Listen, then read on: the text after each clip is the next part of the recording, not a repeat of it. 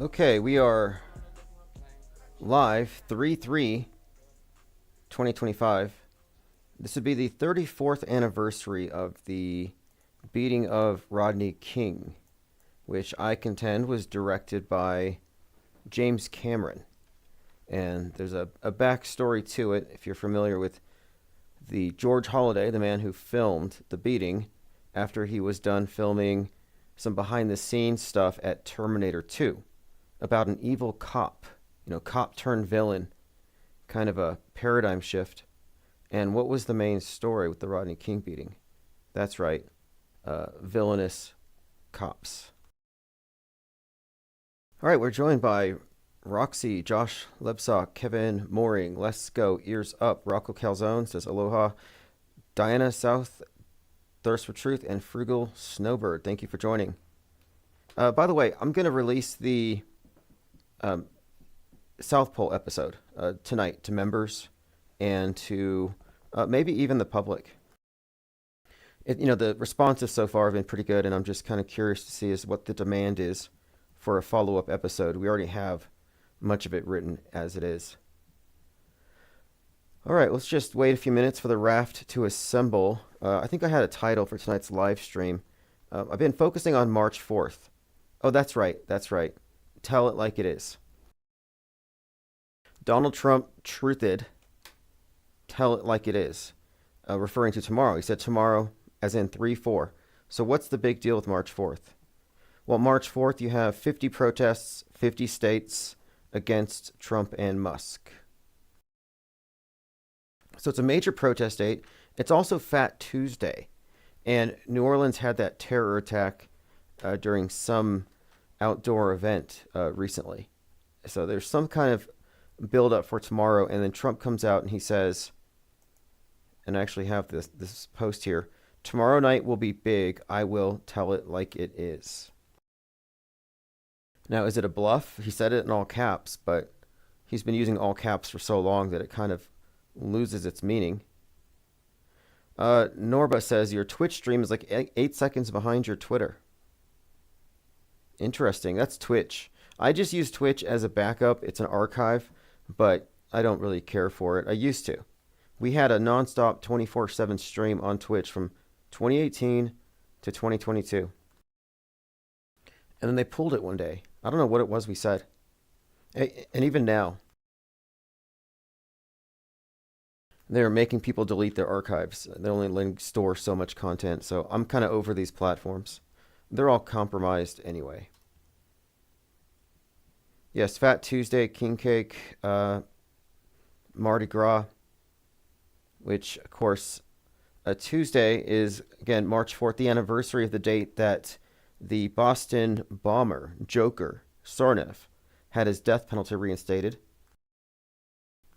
That was the same day the Batman movie came out. And so there might be some significance to it, but look, 50 protests, 50 states, every capital. So if you're close to your state capital, you could go join. I don't know. I considered trying out this Antifa outfit. I would go Antifa before Proud Boys, but I'm not really a protester. I think they're both ridiculous. It's almost the same thing. Tell me if there's a difference. I mean, it's a distinction without a difference. Soy Boy versus Proud Boy. Which is it? And the reason I say Antifa is that they don't actually get punished for anything. The system supports them and calls them peaceful protesters. I mean, that's clever.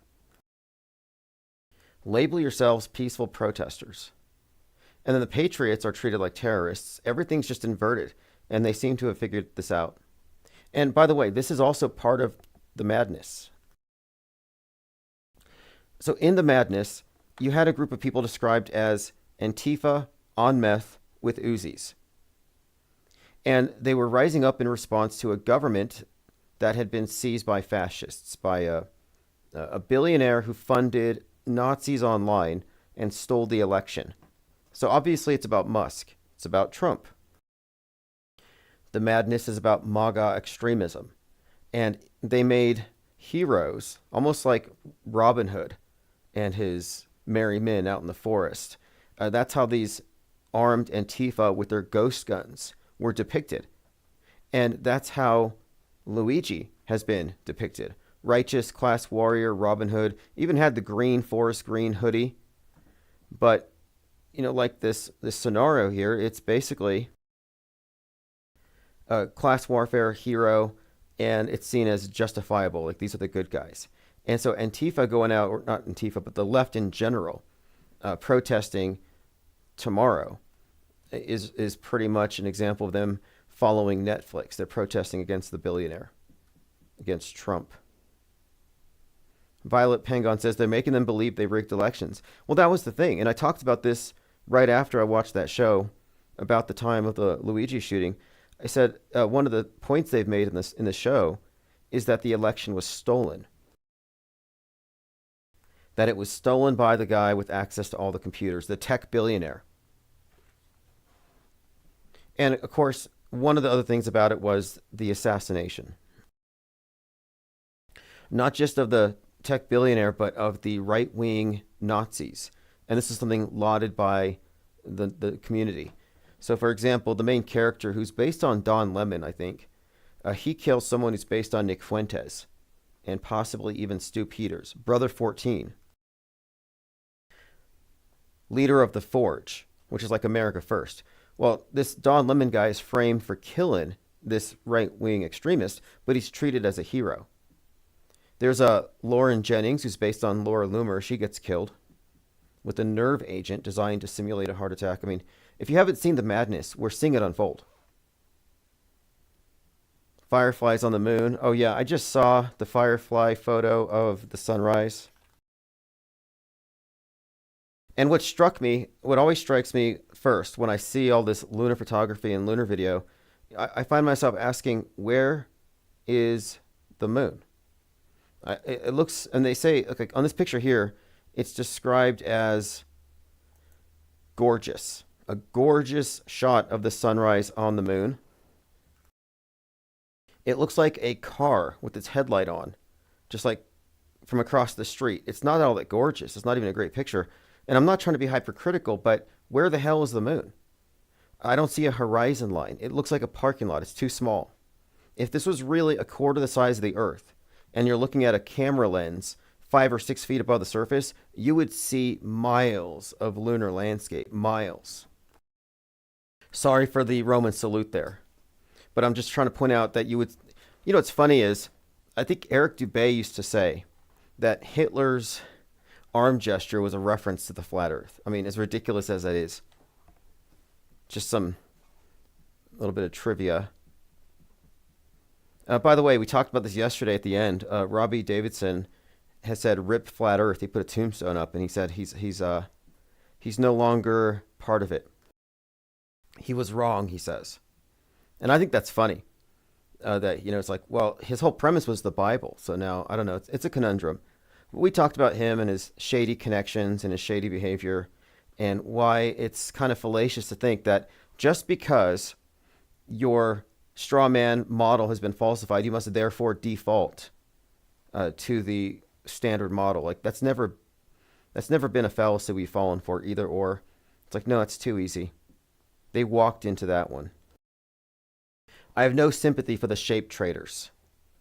And I'm a shape agnostic. And at this point, I'm even shape ambivalent. Like, I don't care. But the people who took a side and grabbed onto a model, and now they're having to betray their belief, it's like, well, that's what you get for adopting a belief system. Looks like you could just reach out and touch it, says Braveheart. Oh, yes. Yes, it does, doesn't it? Like those distant craters, it looks like you could reach out and touch them, but they're right there. Now, if you don't know what that's a reference to, it's a reference to a lot of these individuals in Antarctica were just looking around talking about how the mountains and glaciers were miles away, but they looked like they could just be touched, like they were rear screen projection. And I'm not saying that they faked the final experiment, but the idea has been floated. Norba says flat Earth is old. Well, I don't think anybody really cares. Like, the only people talking about it now are mixed martial arts. And those guys are all pushing AE single polar map with the dome from the Bible. Like, none of these individuals are really that profound or deep about it. It just seems like a talking point they've been fed. And maybe it's because they want to associate questioning cosmology with toxic masculinity and Nazi ideology. It seems like that's one of their MOs. All right, let's see here. Boosting stream, thank you for joining from Kick. Are there any real people from Kick, or is it all bots? I mean, it's hard to say. I mean, I've been accused of bot farming. There are people who say that there's only like 33 people here, and the rest of them are bots. Okay, so take a look at this picture again. Sunrise on the moon as seen by Firefly Aerospace's Blue Ghost lunar lander. Posted on 3/3. So if you're looking at the screen, it looks like a small parking lot. It doesn't look like a moonscape to me. I'm not really impressed. But anyway, it says the spacecraft is getting to work starting up its science payloads and capturing amazing images of the distant Earth from the lunar surface. This is just kind of a take that flat earthers thing. And to me, it's not even about the shape. It's really about fake space. And that's the main thing to talk about here.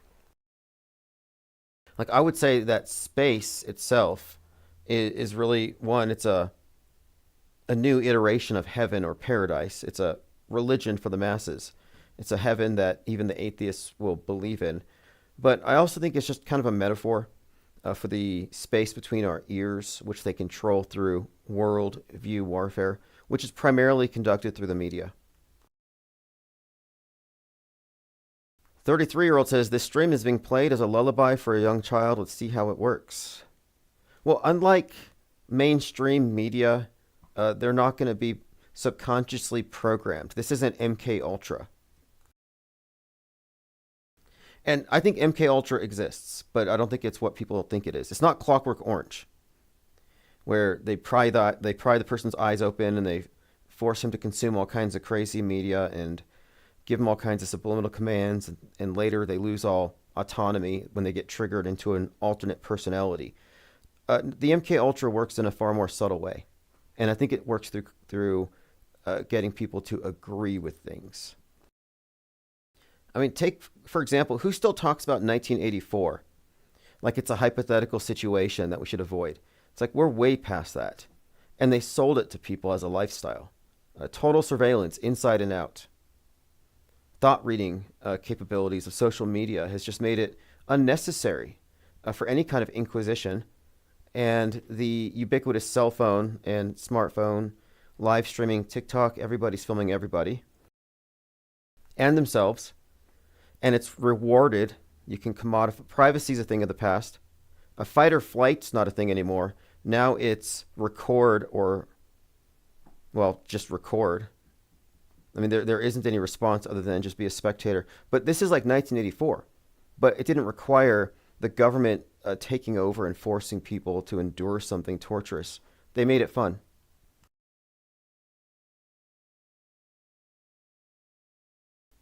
Okay, let's continue. Lloyd Miller says, AI should be able to do great moonscapes and direct perfect fake staging. Exactly.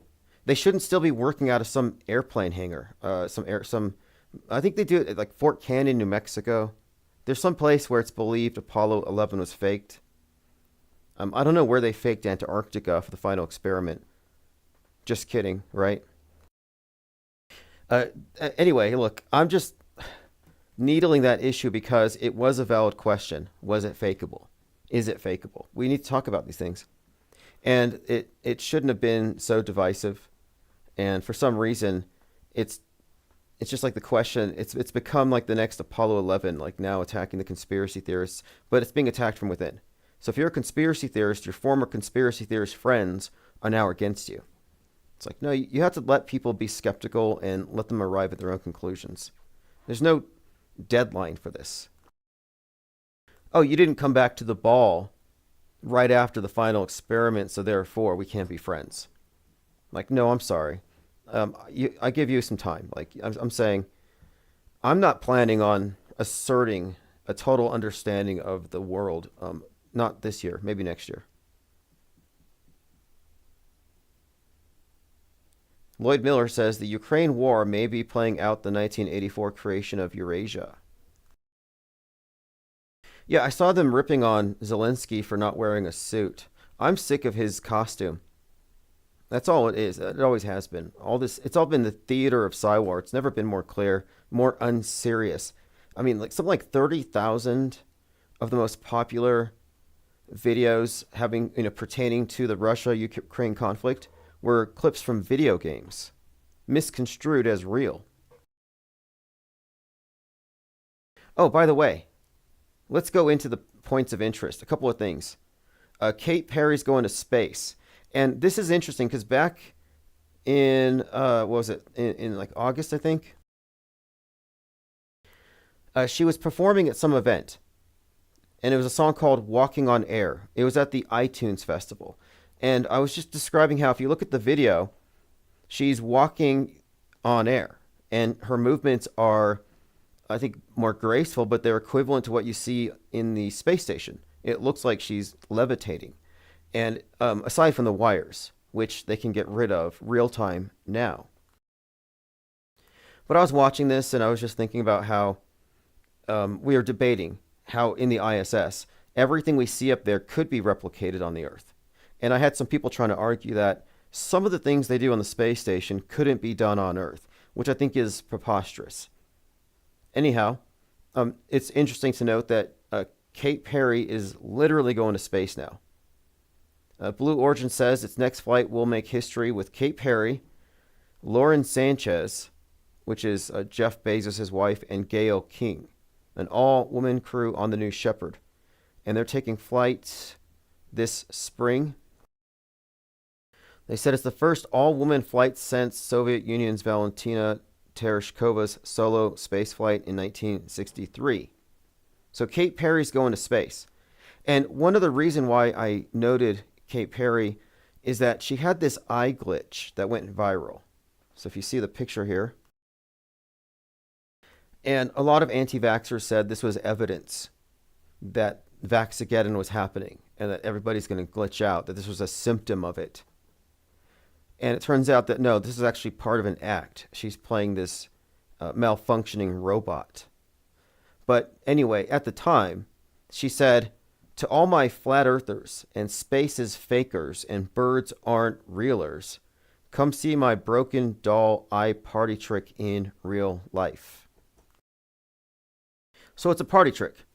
But she addressed us as spaces fakers, as flat earthers, which is kind of a weird thing to start with because, no, it was anti-vaxxers. And then she said some pretty gross stuff about beer pouring out of certain body parts. But anyway, that's Kate Perry. She's going to space very soon. It's official. Psyopsicles here in Gilded said, they've officially jumped the shark. Oprah's wife is going to space with BZ and Kate Perry. Yes, that's a good way of putting it. They jumped the shark. They've been reduced to parlor tricks. Did you see Don Petite jumping? Don Petite's in his underwear in the space station, and then he has his pants there. And he jumps into the pants, and we're supposed to clap like seals. It's like, that's not impressive. I mean, it might impress children, but special effects wise, it was garbage. It looks worse than my animations with South Pole. Yes, Mango, we will be on earlier. I'm aiming for 6 most days. Oh, by the way, tonight we're going to be cutting it a little early, probably about after about an hour and 15, hour and a half. But I'm going to be live again, and I will be painting Luigi. And 10% of the auction is going to go to his commissary. Now, I hate to do this, but I don't believe it's real, so I'm justified in doing it. And I did see some people selling Luigi merchandise on various websites, t-shirts. One t-shirt person I follow sold 250 t-shirts with Luigi, Saint Luigi on the cover. And I thought, okay, and I think the selling point was he promised to send part of it to Luigi. So I'm thinking as a test, and I talked about this the other day, and I've been waiting to find the right picture, and I got the right background. I'm thinking I'm going to do a live painting of Luigi, probably the Saint Luigi, and I'll auction it off, and then I will specify that a portion of it is going to go to his commissary. All right, let's see here.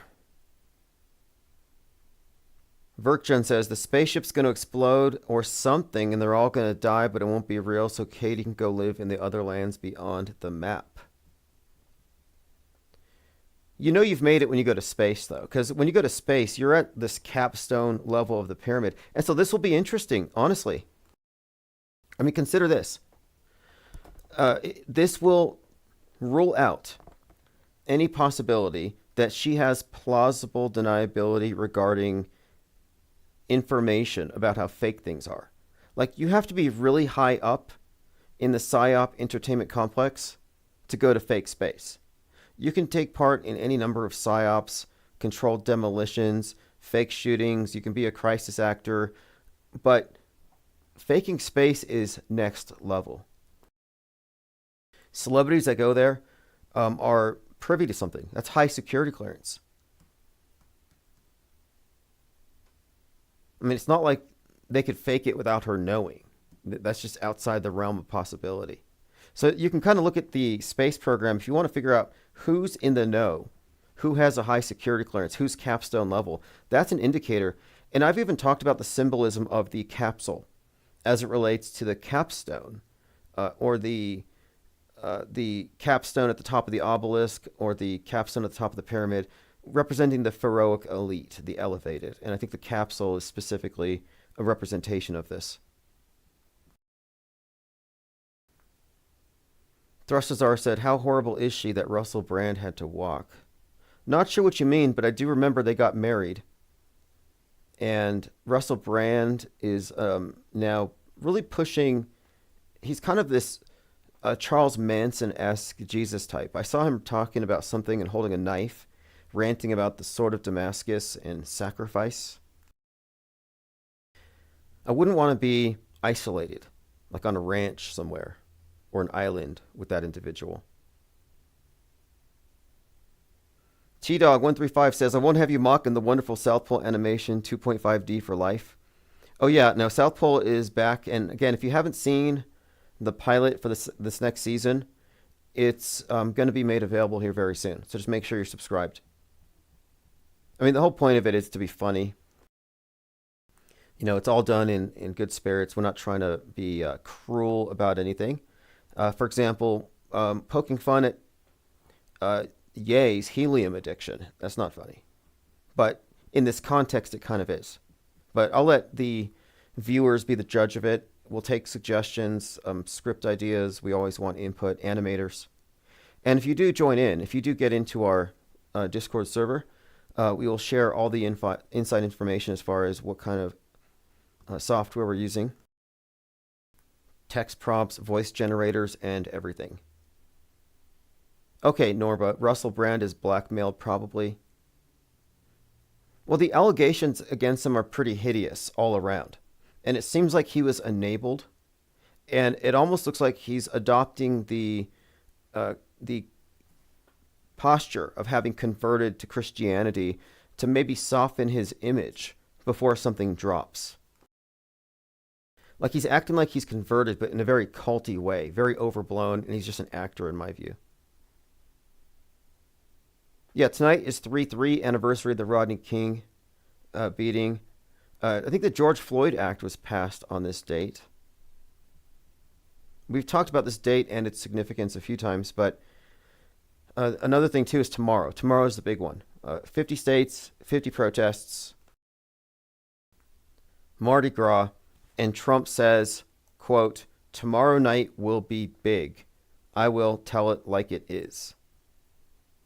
Bach Precision, member for 6 months, level Blue Wrench Lodge.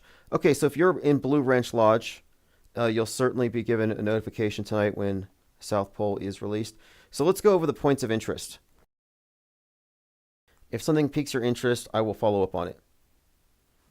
Casey Anthony is now a legal advocate on TikTok. Who was the other one that just came out recently? Tanya Harding. So a lot of these tabloid celebrities are cashing in on their fame through Substack. David Weiss doxed 33,000 people. Yeah, that's insane. And that's 100% true. Let me go ahead and get into that here too. 34 years after Rodney King beating, culture of police brutality. Captain America. Now, this is something we talked about last night. Shout out to Jurassic Liars. When Captain America's trailer came out, it had a scene where the president is in a theater and he gets shot at and the glass around him breaks and he falls to the ground. Marvel changed the trailer because of how closely it approximated what happened on 7/13/2024. So that's the premiere of the trailer, and then it follows real life. Well, now the movie's premiering in Liberty Theater in Washington, and the ceiling collapses. So you have like a parallel event, but Liberty, the ceiling, and a theater, which is where the shooting happened, and in Washington. So there's some connections here.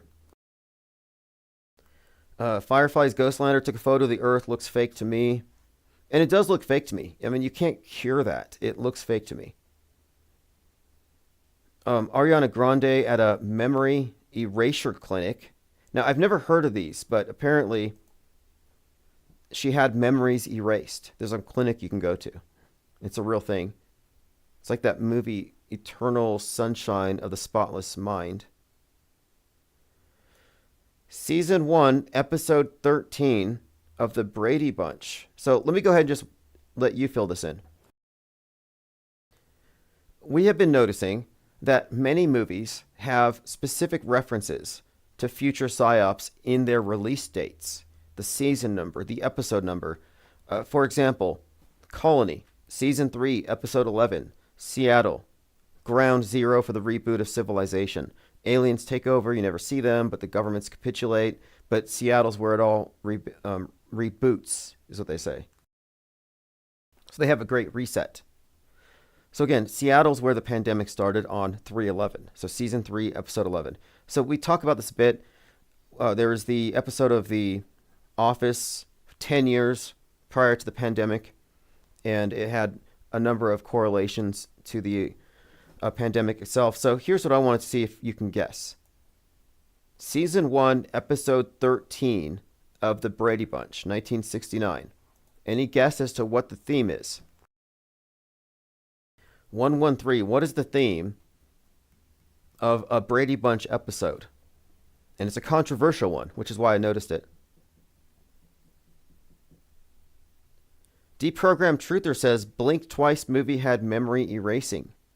Yes. Yeah, that movie had some interesting subtexts to it as well, and it referenced, I think, the Diddy thing. But yeah, the memory erasure was a huge part of it. Okay, so to answer this one, the episode 13, season 1 of The Brady Bunch is an episode about measles, a measles outbreak, and anti-vaxxers were using it to suggest that the measles were essentially harmless. But it was kind of controversial because how it was used and how it was politically used. But I'm just noticing here, it's just another one of these. We have a number of TV shows we can point at where it's 113, 311, and they're always correlated in the very same way. Angst G says, will you be incorporated the coming journey of Lauren Sanchez, Gail King, and Kate Perry on the Bezos? Yeah, the Dong rocket. Yes, we'll have to do that. In fact, that's got to be also, I guess we should also include Tom Cruise. Yeah, that's got to be one of our future episodes. Maybe the next one. That's one of our whole approaches with South Pole is we're writing predictive programming and concurrent programming into our episodes, knowing what is being planned based on actual state-sponsored predictive programming. So we're kind of getting into the game in a way. Yeah, Brady Bunch, everybody's sick. There's even comments about everybody getting sick, kind of a pandemic reference, but also 1969. And one of the things that we noted that was strongly correlated were the years 1968, 1969 to 2020, 2021. Like they recycled most of the major news cycles. That's when I coined the term metascript. And by the way, the book Metascript Decoded, which I want to rewrite it, but the original manuscripts disappeared from my hard drives. It is now an audiobook. So Audible has this program, and I'm a beta tester. If you have an ebook up, they give you a selection of AI narrators. You just pick one. 5 seconds later, there's a book for sale. And at first, I tried it out, and I thought it was kind of rudimentary. You could tell it was a computer. But every few months, I get an update, and they said, hey, we've updated our voices. And they keep improving and improving, and they're getting pretty good. So Metascript Decoded is available as an audiobook.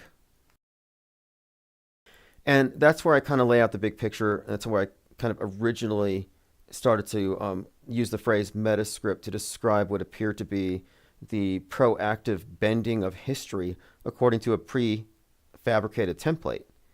And I want to update the book, having since, expanded our understanding of this and news bending itself. The true purpose of fake news, which eludes a lot of people, truthers, etc. Truthers are thinking they're having victories against the mainstream media. It's like, sorry, alt media and mainstream are two sides of the same coin. Always have been. Yeah, Brady Bunch, everyone's sick. But that was, again, this is just one of these things let me pull this up. You'll see what I'm talking about. If you want to follow me on X, it's IPS Think Tank. Okay, so I was looking at this post by Foundering. The Brady Bunch, Season 1, Episode 13, Is There a Doctor in the House? The full banned measles episode. It was removed from all streaming services in 2019. They treated measles very differently in this, and Big Pharma had to memory hole this era.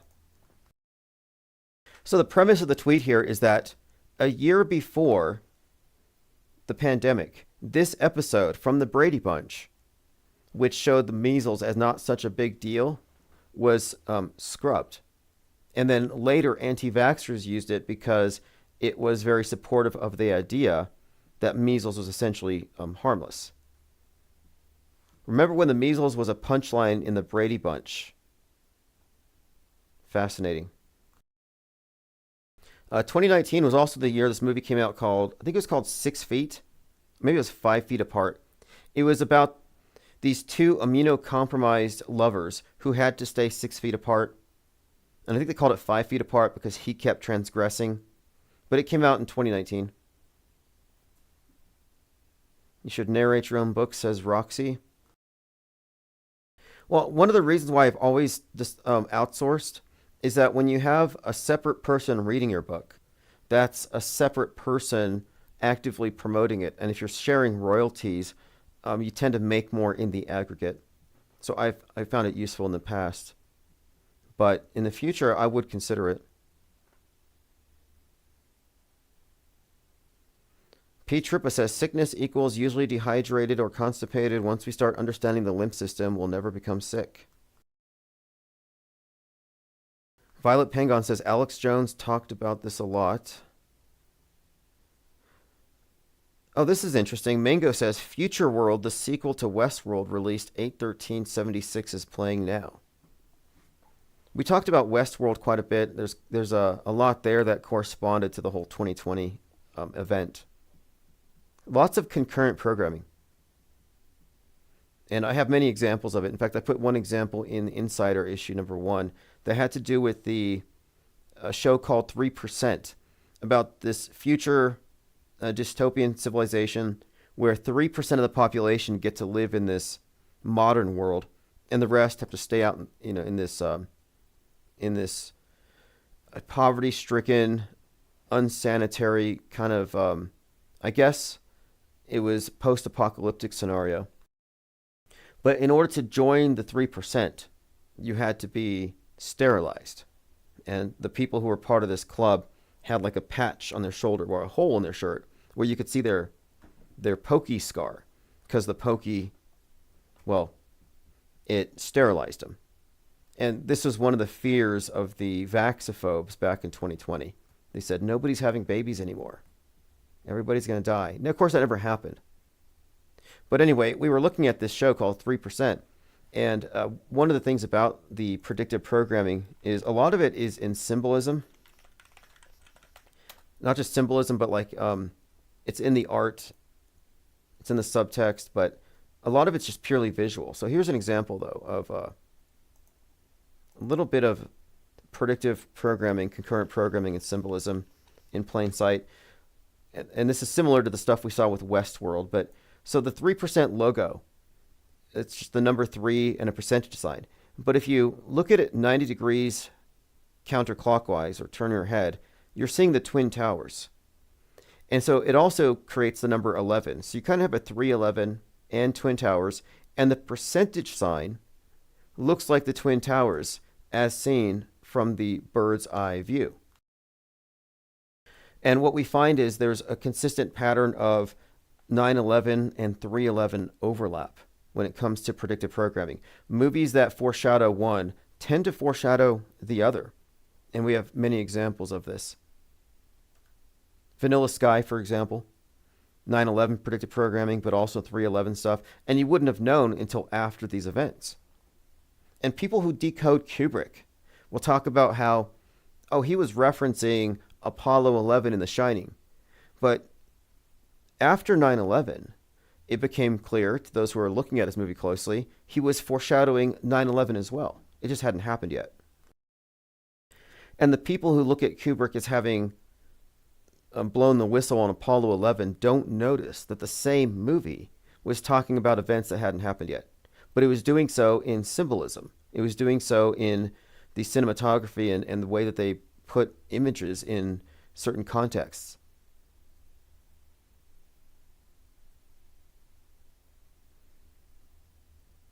All right, going through your comments. How many do we have here in chat today? So tomorrow's a big deal. I know today's 3/3. So the Masons are probably all... Oh, you know what? There was something on 3/3. No, was that 3:30? I guess it was 3:30. I'm thinking of the individual. His name was... what was the name of the... It was a really bizarre name. There's some guy who went out in Canada burning Masonic temples. And I think his name was Coleman. Orion. Benjamin Coleman. A man who set fire to 3 Masonic temples. And I think this was on March 3rd. And one of the reasons he said for doing so... Oh, it was on March 30th. And one of his reasons for burning the Masonic temples is he wanted to draw attention to their use of the number 33 in all of their psyops. I mean, this guy sounded like a plant specifically intended to make people like us look crazy. March 30th, 3 Masonic temples burned. I mean, I'm sure this was an inside job. I'm like 100% sure of it, actually. In fact, I think this guy even spent time with this flat earth guy called... I got to double check this. But I don't know. I have to double check it because this Benjamin Coleman, whose middle name was like Orion Carlson. Benjamin Orion Carlson Coleman. But I'm pretty sure he was friends with this Canadian Flat Earth channel. But I want to double check. Sounds like insurance fraud to me, says Kudo Core. Right. Well, anyway, I just sort of brought this up because the dates, and we just been kind of noticing these dates. It's almost predictable. We more or less predicted this one. But it looks like a self-inflicted wound. You know, cults will do this type of stuff to diffuse critics. Scientology does it all the time. Every once in a while, somebody with a samurai sword will attack their org and the security guard out there in Los Angeles. And then it makes all of their critics look like crazy people. Truth Hurts. Yeah, I'm thinking it might be the Canadian Vapor, but I'm not sure. Yeah, the Canadian Vapor. This was just one of the Flat Earth channels, Mac Parhar, who I'm pretty sure spent time with Benjamin Coleman before the guy burned the temples down. I had to check my mind maps because it matters. It's not just guilt by association. There is a network of individuals, operatives, who are doing some type of work. I mean, here's an example. Let's go back to David Weiss. And this was posted by Mick Toon.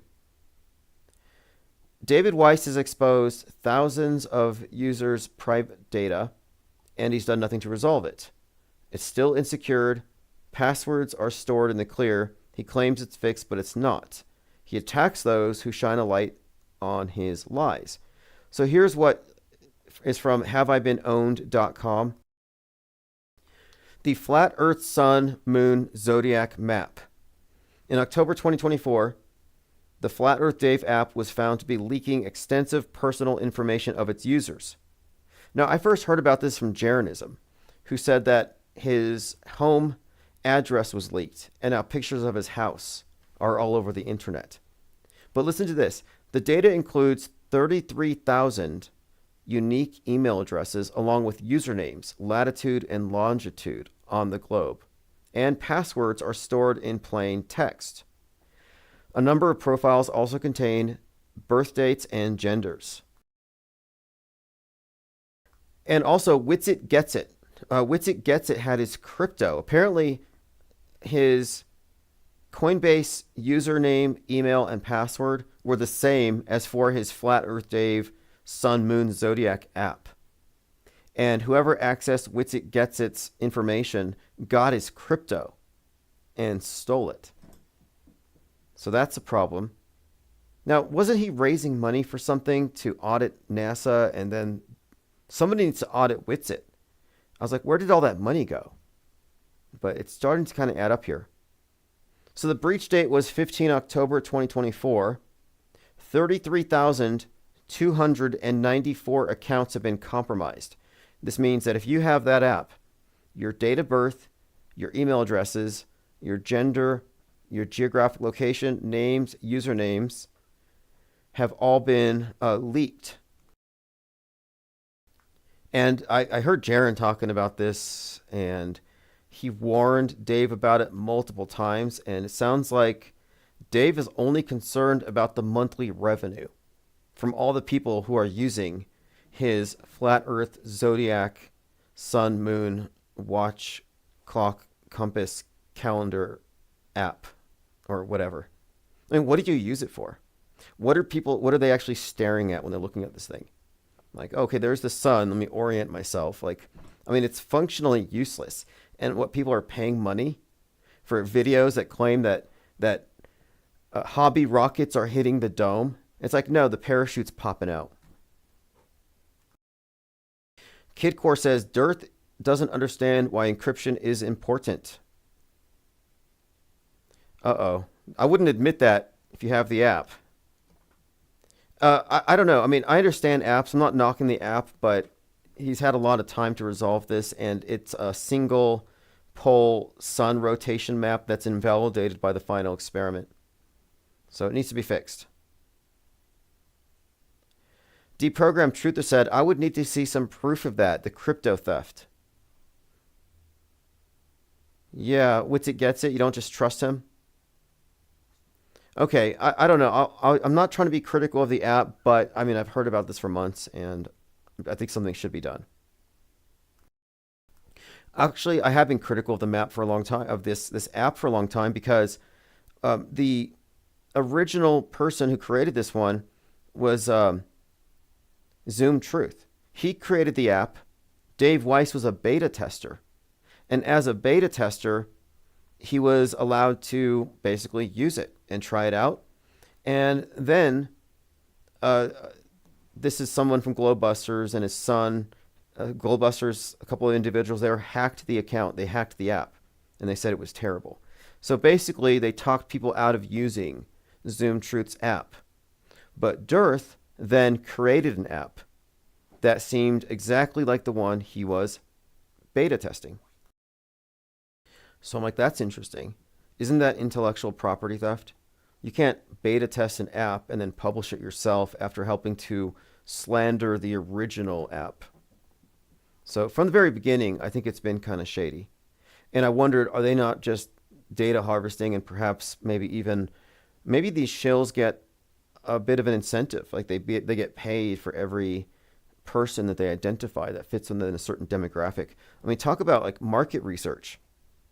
We have the geolocation of every single person who doesn't believe in the moon landing, all in one app. Here's all their information. It might be useful to somebody, especially when you look at how target marketing applies to psyops today. Like, I would say that the final experiment was largely a psychological operation, and I think it was targeted at NASA critics, media critics. And you'll notice, though, that they never talk about media fakery writ large. The fake events are real to them. I'm pretty sure that, and he can correct me, I'm pretty sure that Jeranism thinks January 6th was real and that Trump was really shot.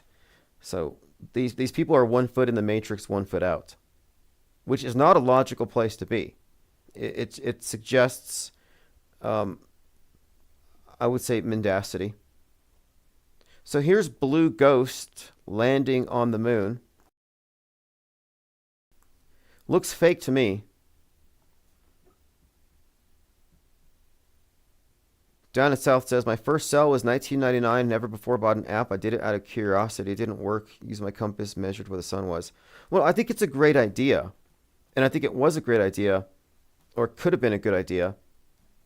But the fact is, it's the problem I have is philosophical. Like, it's premature to have a model at this point. You're questioning the globe, I get that, but you haven't quite debunked it as the best explanation yet. The best you could do is say, I'm refusing to conclude this pending further information. And then it's up to you to decide when you have enough information.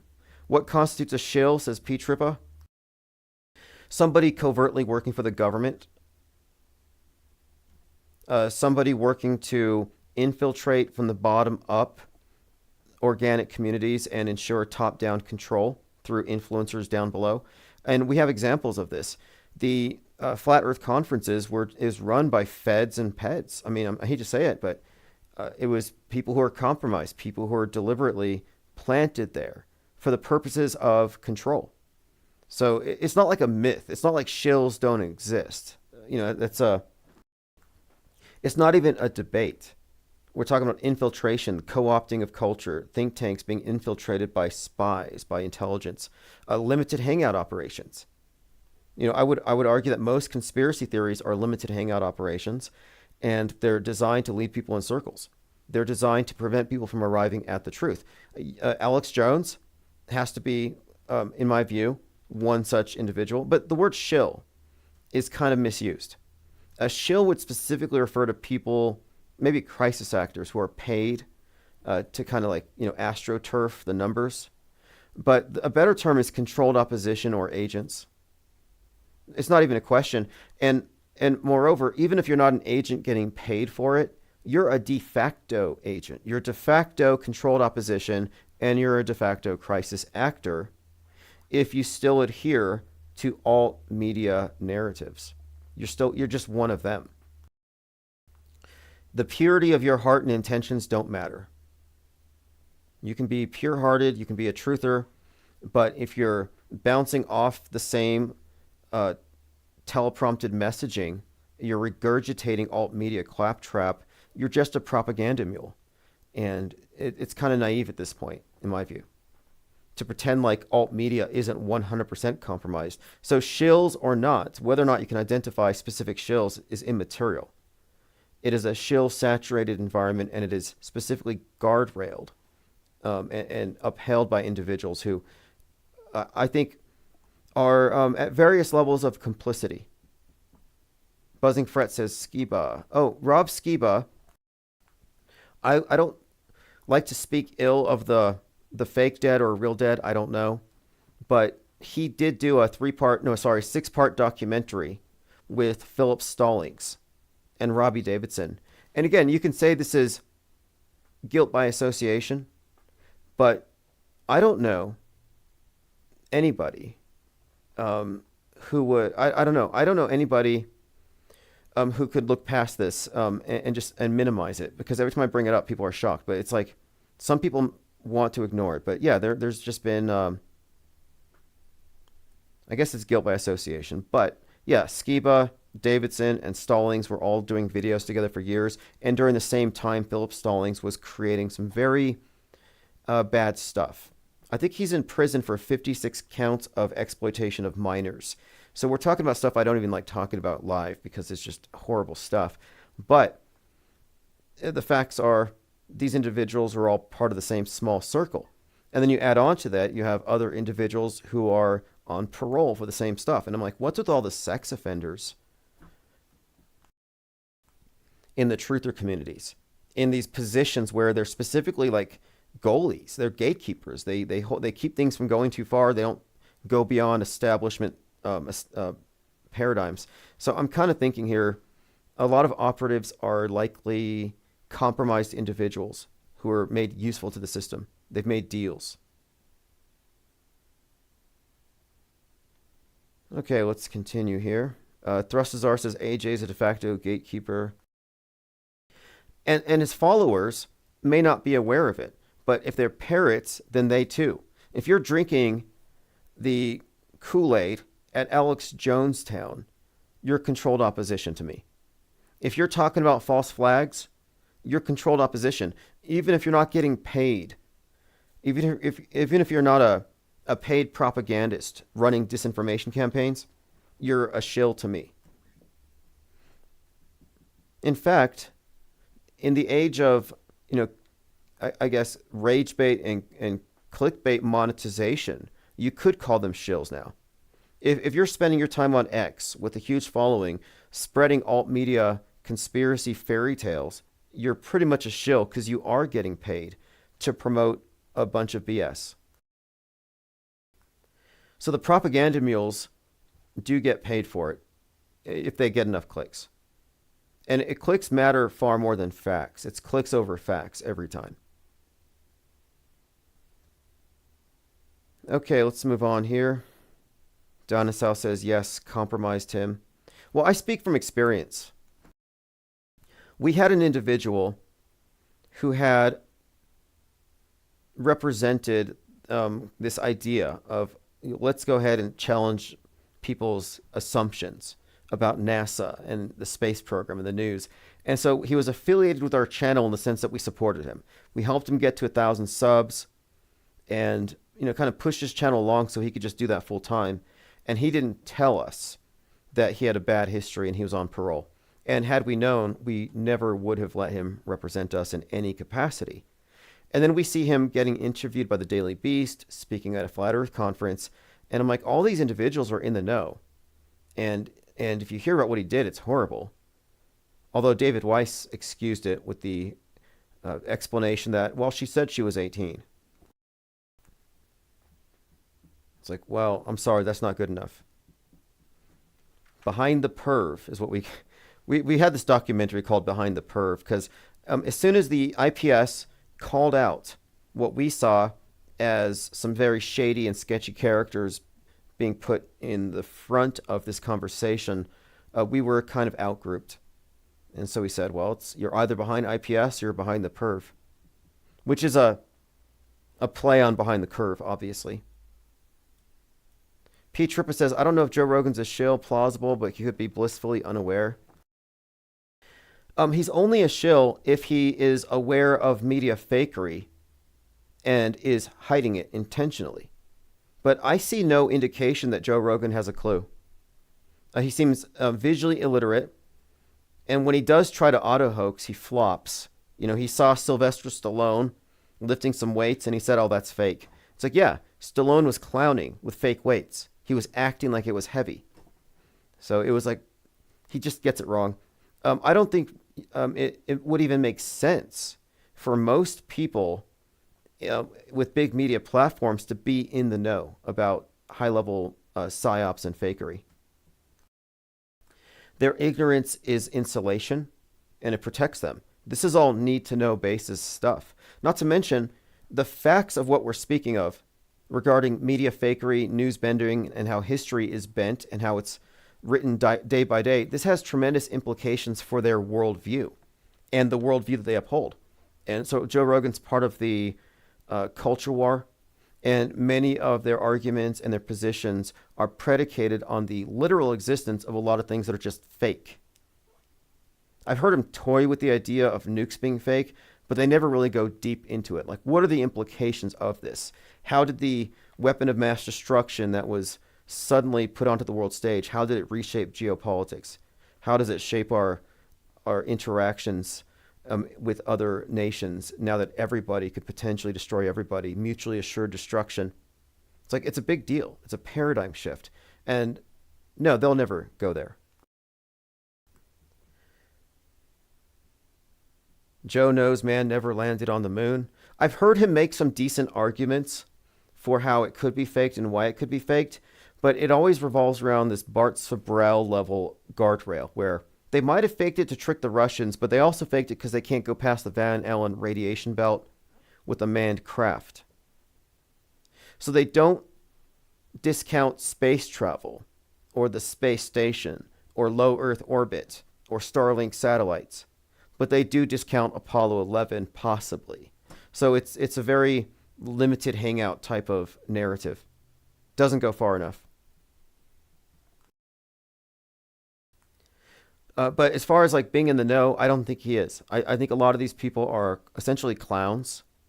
They're clowns on the world stage, and I think that's fine. I think that's the best way. I mean, I don't think people with good conscience could continue to do their jobs if they were fully apprised of the fakery. And one of the points I make is that the masses are coexisting in the world of ignorance, just competing belief systems that are non-objective. It's all very subjective. There is no objectivity on the world stage.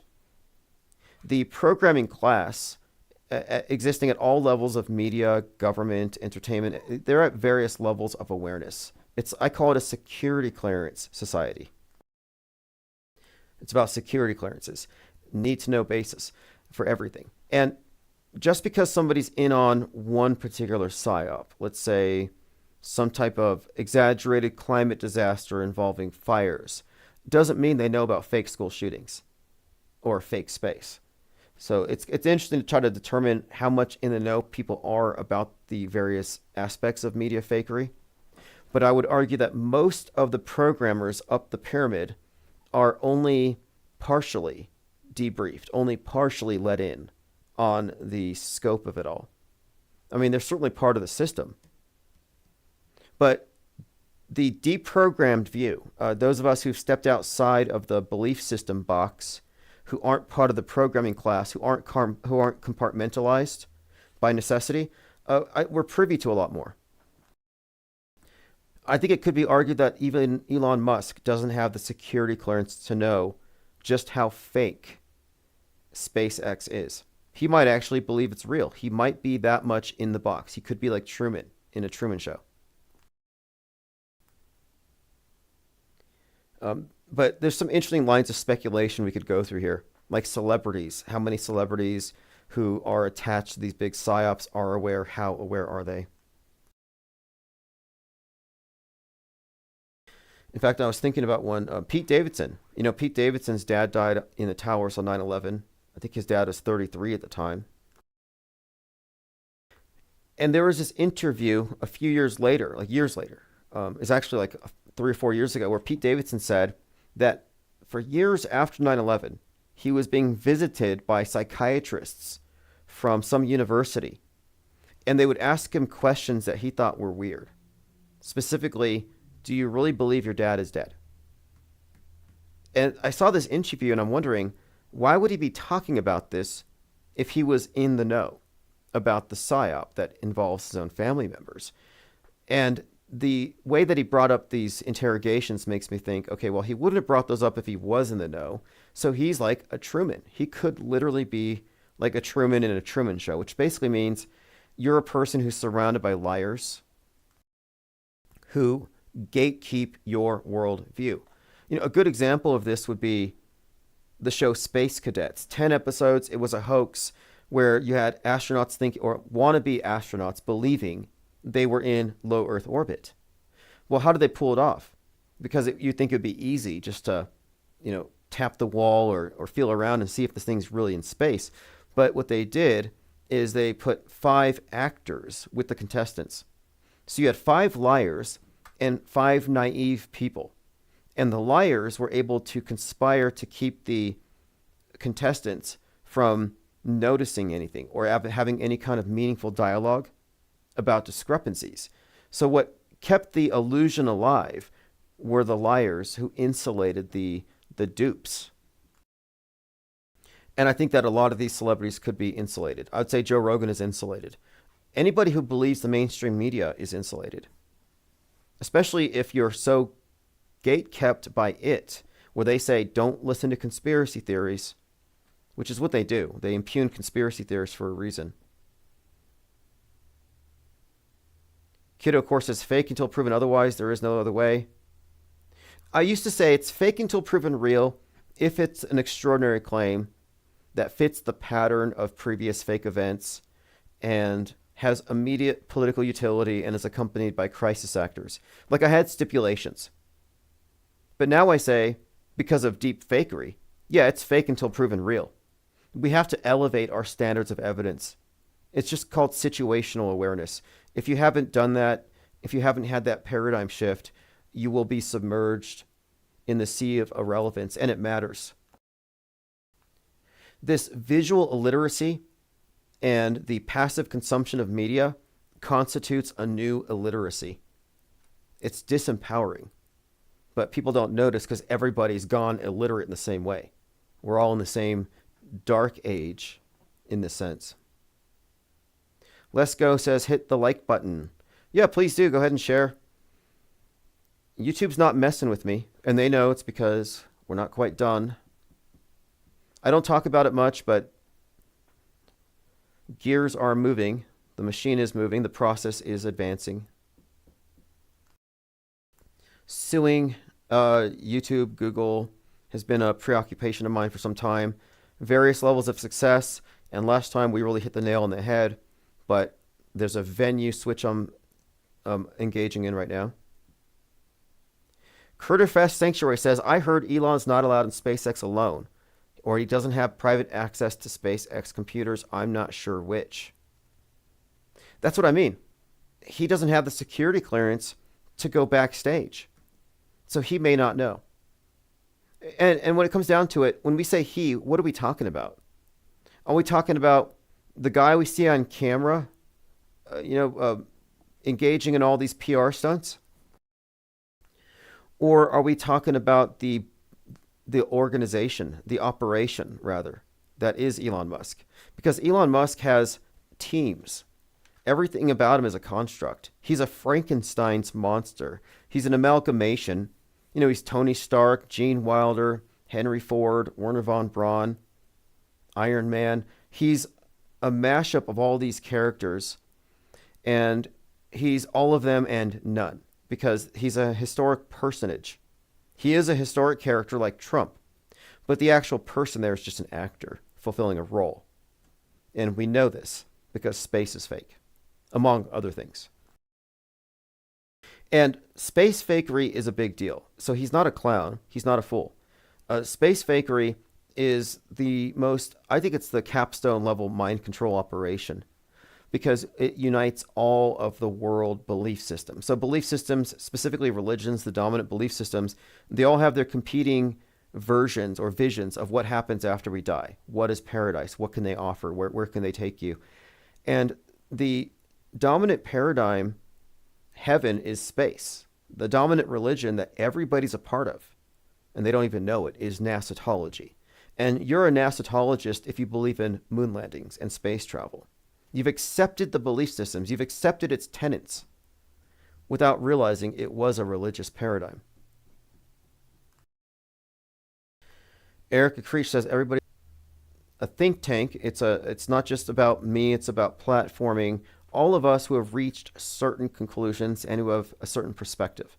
And this does need to be enlarged. and we have ways to scale this up because it's intrinsically valuable.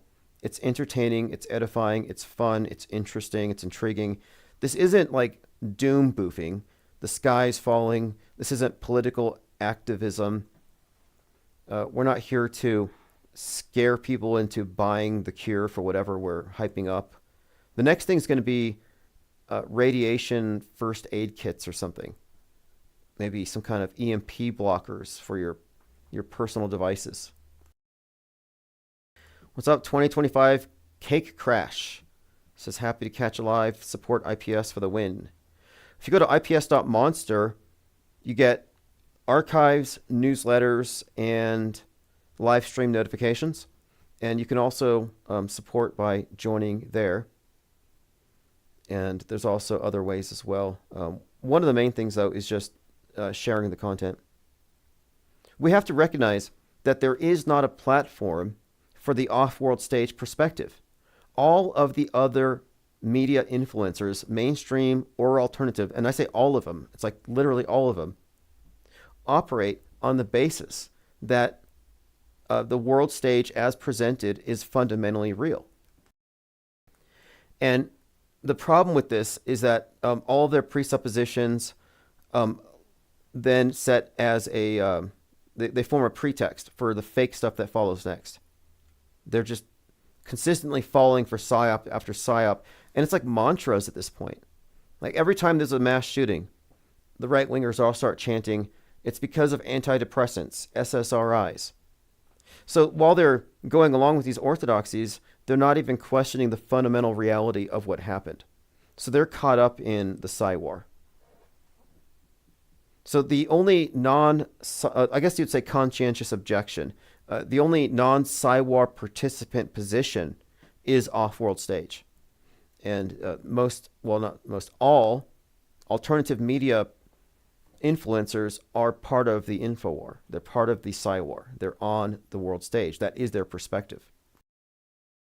Yeah, so Nasatology is kind of like Scientology, but they have better special effects. But they're both space religions. They're both scammy space religions. But Scientology has better actors. That's why I think it's notable that Tom Cruise is going to space, because then you'll have the fusion of Scientology and Nasatology. You know, on that note, it's interesting that Stanley Kubrick's daughter is a Scientologist. Vivian Kubrick. And she's a friend of Alex Jones. And she maintains that her father could not have faked Apollo 11 because if he did, it would have looked better. Which is clever, but it's not true. Mango says, your mind is the cure to disbelieve anything you've been told. Second, find your vice. Oh, your voice. Yes. Yeah, there is a cure for mind aids. And what is mind aids? Mind aids is when your mind does not have a mental immune system when it comes to mind viruses. You see it on TV and you just believe it. You didn't have a mental immune system response to that extraordinary claim. You just believe it. You just got infected with that mind virus. And that's why I say it's so important to have critical thinking in place, a mental immune system. Because you can be a passive recipient of a lot of ideas that aggregate into something. And next thing you know, you're totally immersed in an alternate reality game as a true believer. And these things do have consequences, psychosomatically. We talked about drone sickness. Drone sickness in Jersey when people thought the drones had something to do with radioactive waste. People reported sickness from it. Videos glitching. Yes, I got to figure that out. That's something in the encoder, but we'll get it right. Lloyd Miller says, Peter Thiel has a major scandal. His husband suspected for murdering his model-kept man who fell or jumped from a high building.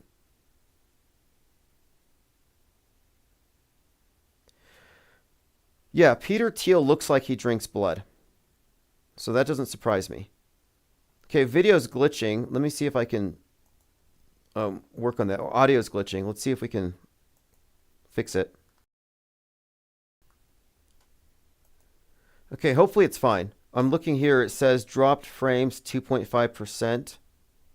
We'll just let it calm down for a moment. It's a work in progress, but we've made a lot of progress in the last month. Oh, you want to call in? Let me open up my phones. Agent standing by. 505 510 4226.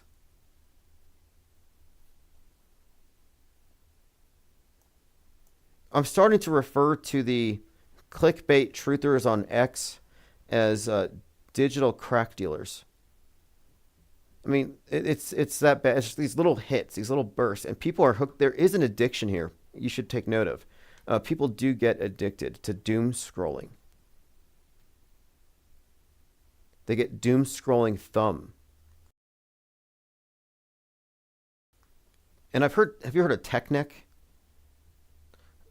Okay, Infinite Plane Radio. Hey, what's up? Is this Leo Hey, Pirate? yes, uh, calling in just because a comment you made regarding Stanley Kubrick's daughter sparked me to want to call in because of her comment. What she said is kind of the exact same position that I used to have when I was really into questioning the moon landing many, many years ago, like more than a decade ago. I'd be like, huh, if Stanley Kubrick faked it, it would look way better because I'm a big fan of his films, love his movies and stuff. I'm like, there's no way he could allow it to look so shoddy. But, then Elon Musk's statement where he's like, it's, it's real because it looks so fake. And ever since I've seen that comment from Elon Musk, I've really thought about this. I've talked to you about it before, how I think on the world stage, there's been a deliberate separation of the top of the line digital effects for Hollywood and the practical effects for the world stage. And when Stanley Kubrick's daughter said, oh, there's no way he could have filmed it, it would have looked better. What if in a Stanley Kubrick film, someone was watching something like a bad TV show in one of his movies? Would Stanley Kubrick make that look as good as the rest of the movie? No, he'd probably make what's on the TV that the characters in the movie are watching. It's like pretty shoddy and cheap and bad looking, right? So of course he could have absolutely, done the moon landing in that sense. Yeah, you know what? That's kind of funny. You bring up Musk too in this context because a few months ago he actually tweeted. He said regarding Polaris in these pictures of the Earth, he said, "Yeah, it looks like CGI, but it's not." And twice Musk has said it looks like CGI, but it's not. So he's admitting that we're right. It looks fake. He's just saying it's not fake. But fundamentally, he agrees with us. It does look fake. And I always question that. Why does it look fake? And what do you think about Tom Cruise making a movie on the space station? What happens if his version of space looks better than NASA's? That's so incredible that you made that connection that Scientology is basically NASAtology, but with better actors. It's the mainstream religion, but in a more cult of personality, Hollywood actors, e-readers kind of thing, right? But yeah, I think that is completely bizarre that the Scientologist Tom Cruise is going to space, making a film in space, right? I don't know. It's like the merging of the two, where now they can.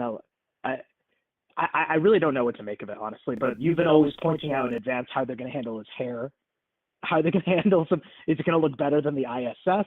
Maybe it's the merging of the two, where now people can see effects as bad as they are on the ISS, and they can see advanced Hollywood effects, and both of them are. You see, once you go above a certain distance above the ground, now it can be anything. It's fair game. It's the sky stage, right? The star stage, where they can now put anything, realistic practical effects from CGI. Well, I watched that really terrible movie called ISS that came out last year on January 19th about Russia and America nuking each other and they're fighting on the ISS. And the way that they filmed that movie, it looked like they made it with NASA in mind. You only saw them in the way you see them on the ISS. And the way that they floated looked fake. Like they were actually making the floating in the movie ISS look faker than NASA's. They were dumbing it down on purpose. And they didn't have to. Because if you've seen stuff like from Inception with the work done by Christopher Nolan, no, they've perfected zero G. They don't need wires. They don't need CGI. They use seesaws and counterweights. But they dumbed it down on purpose.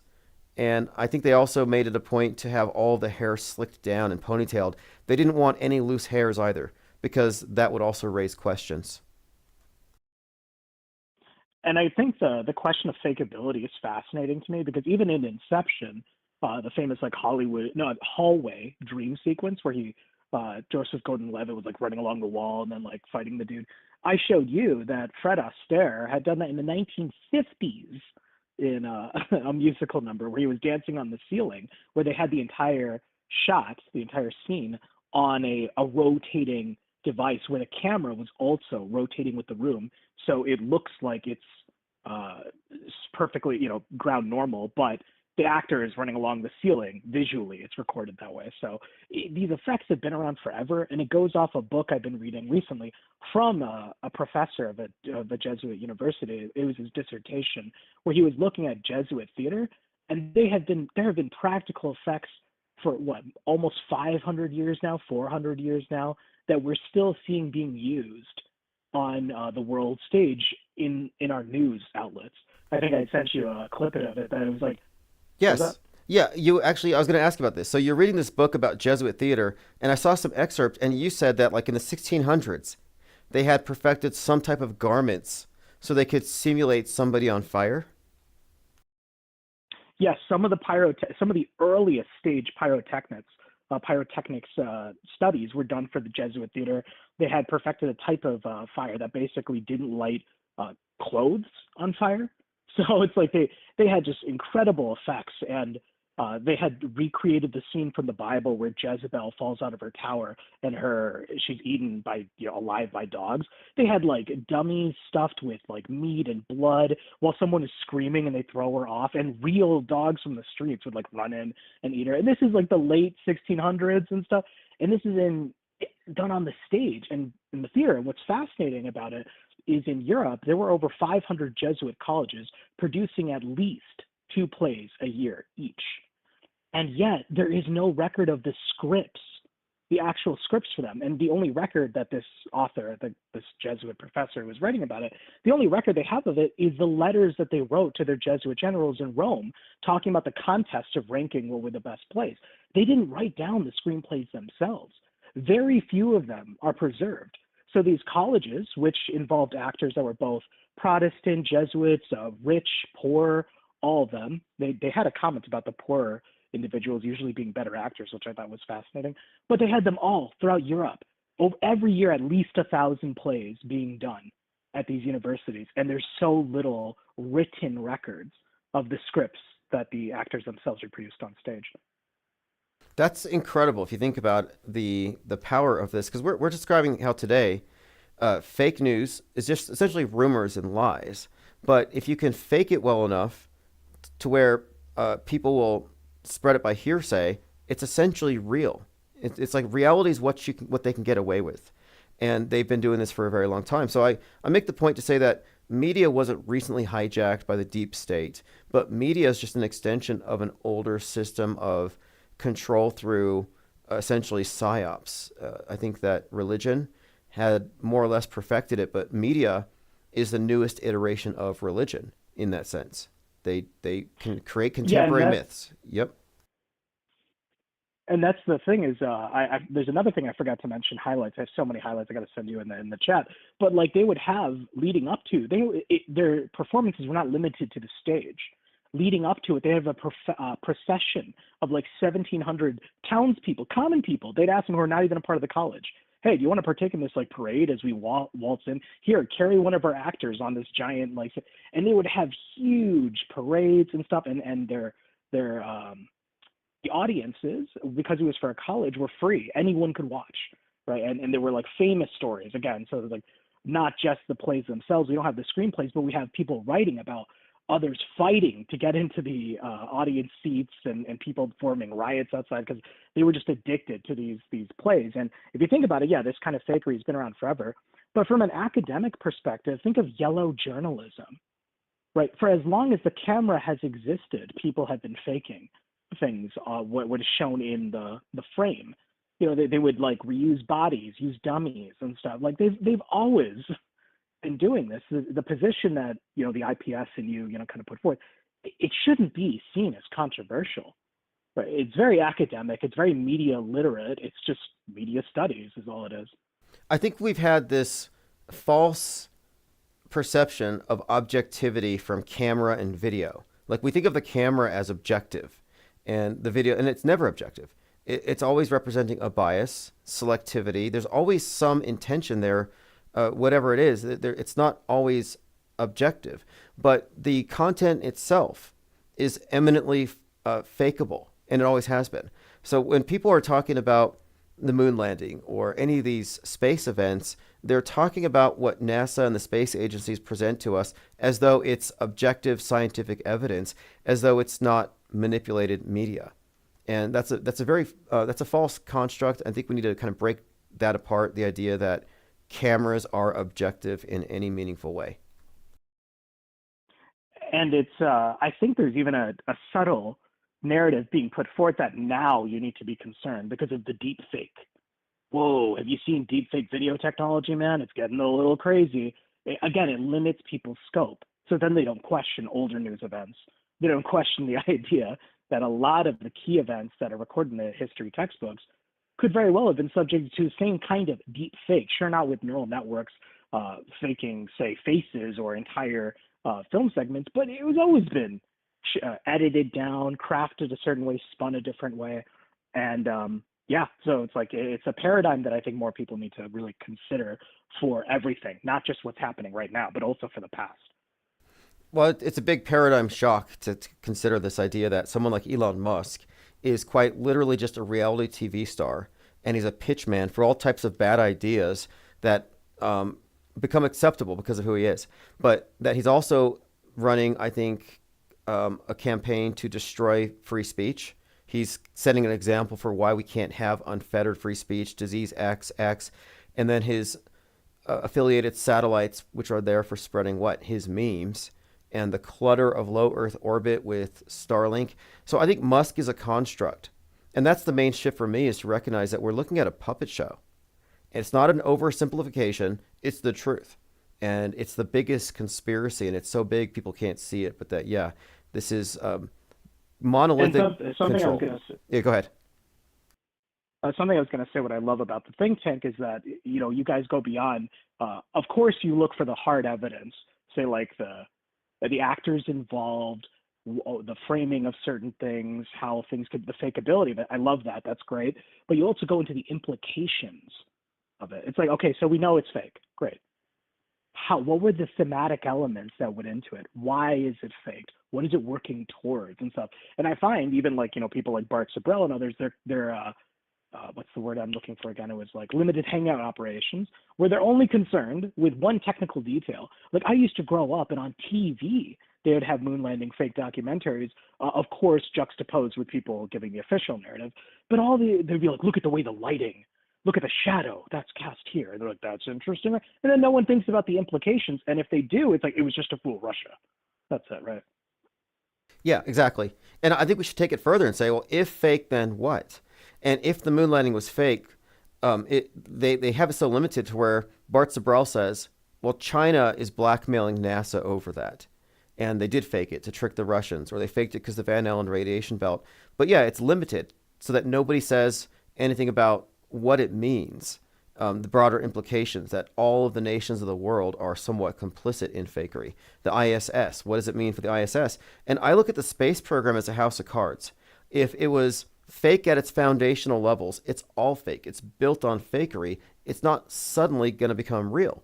And it's intellectually inconsistent to say, oh, the moon landing's fake, but the space station's real. Like, that's inconsistent. And I always point this out. There are individuals who are professional moon landing debunkers who assume the ISS is there. That's not consistent. And I think a part of what comes from that inconsistency is where, again, they're hyper-focused on just the technical details, which is good. That's a good starting point.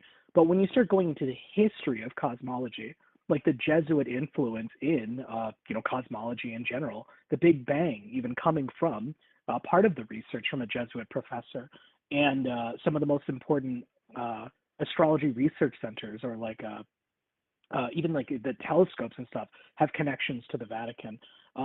Things like that are our planets named after Roman gods, right? That aspect, Nasatology, how it is a universal religion, whether you know it's a religion or not, they never get to that level. They never talk about that. They just keep it in a very, like you said, limited hangout thing where it's like just to fool the Russians. By the way, the ISS is real. Don't we have we have a secret space program. They faked it because they're actually going to other galaxies. They've already established warp speed. It's like Star Trek. Yeah, It's they. yeah, the secret space program. So instead of say like they think the secret is they're hiding more advanced craft. No, the secret is they're faking it all. That's the real secret. The secret space program is that it's really about programming worldview by creating a world stage that has all of its scarcity built into it, and it's about controlling the space between your ears. Always has been. And beyond that, though, there are elements here that suggest that it's syncretism, that NASA-tology is actually a continuation of an older religious paradigm, and that the rockets named for sun gods and all these missions with these occultic names has very specific meaning. And I've really made that a big part of my focus at the beginning because it's there. And what it suggests to me is that behind all of the pageantry of the world religion is an esoteric side, that NASA does, in fact, fit the description of a mystery school. And I'm not saying that the astronauts who are faking it on stage are apprised of this, but I think behind it, that is ultimately who's pulling the strings. I think it's primarily a religious endeavor, and not about taking us to some distant paradise. And the syncretism element is, and for full disclaimer for people listening to me, I'm not one of those like, oh, the Jesuits are responsible for everything. I'm not like that. I'm just studying one aspect of the world stage fakery. But in that book, what they talked about is Jesuit missionaries. They had them in India, in parts of Far East. Like it was incredible that the way when they established schools in different parts of the world and the plays that they put on at these colleges, they would incorporate the local populace's own myths into Jesuit ideology or Catholic theology.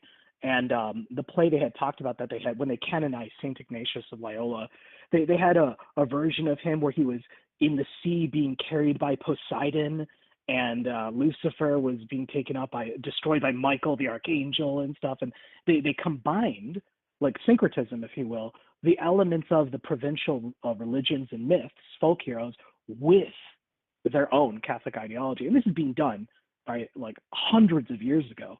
Why would it not be done today in our modern day stage? The black the black monolith that we have in our living rooms, in our hands, all around us. We see the world stage being enacted, and it's enforced by the context. Context is everything.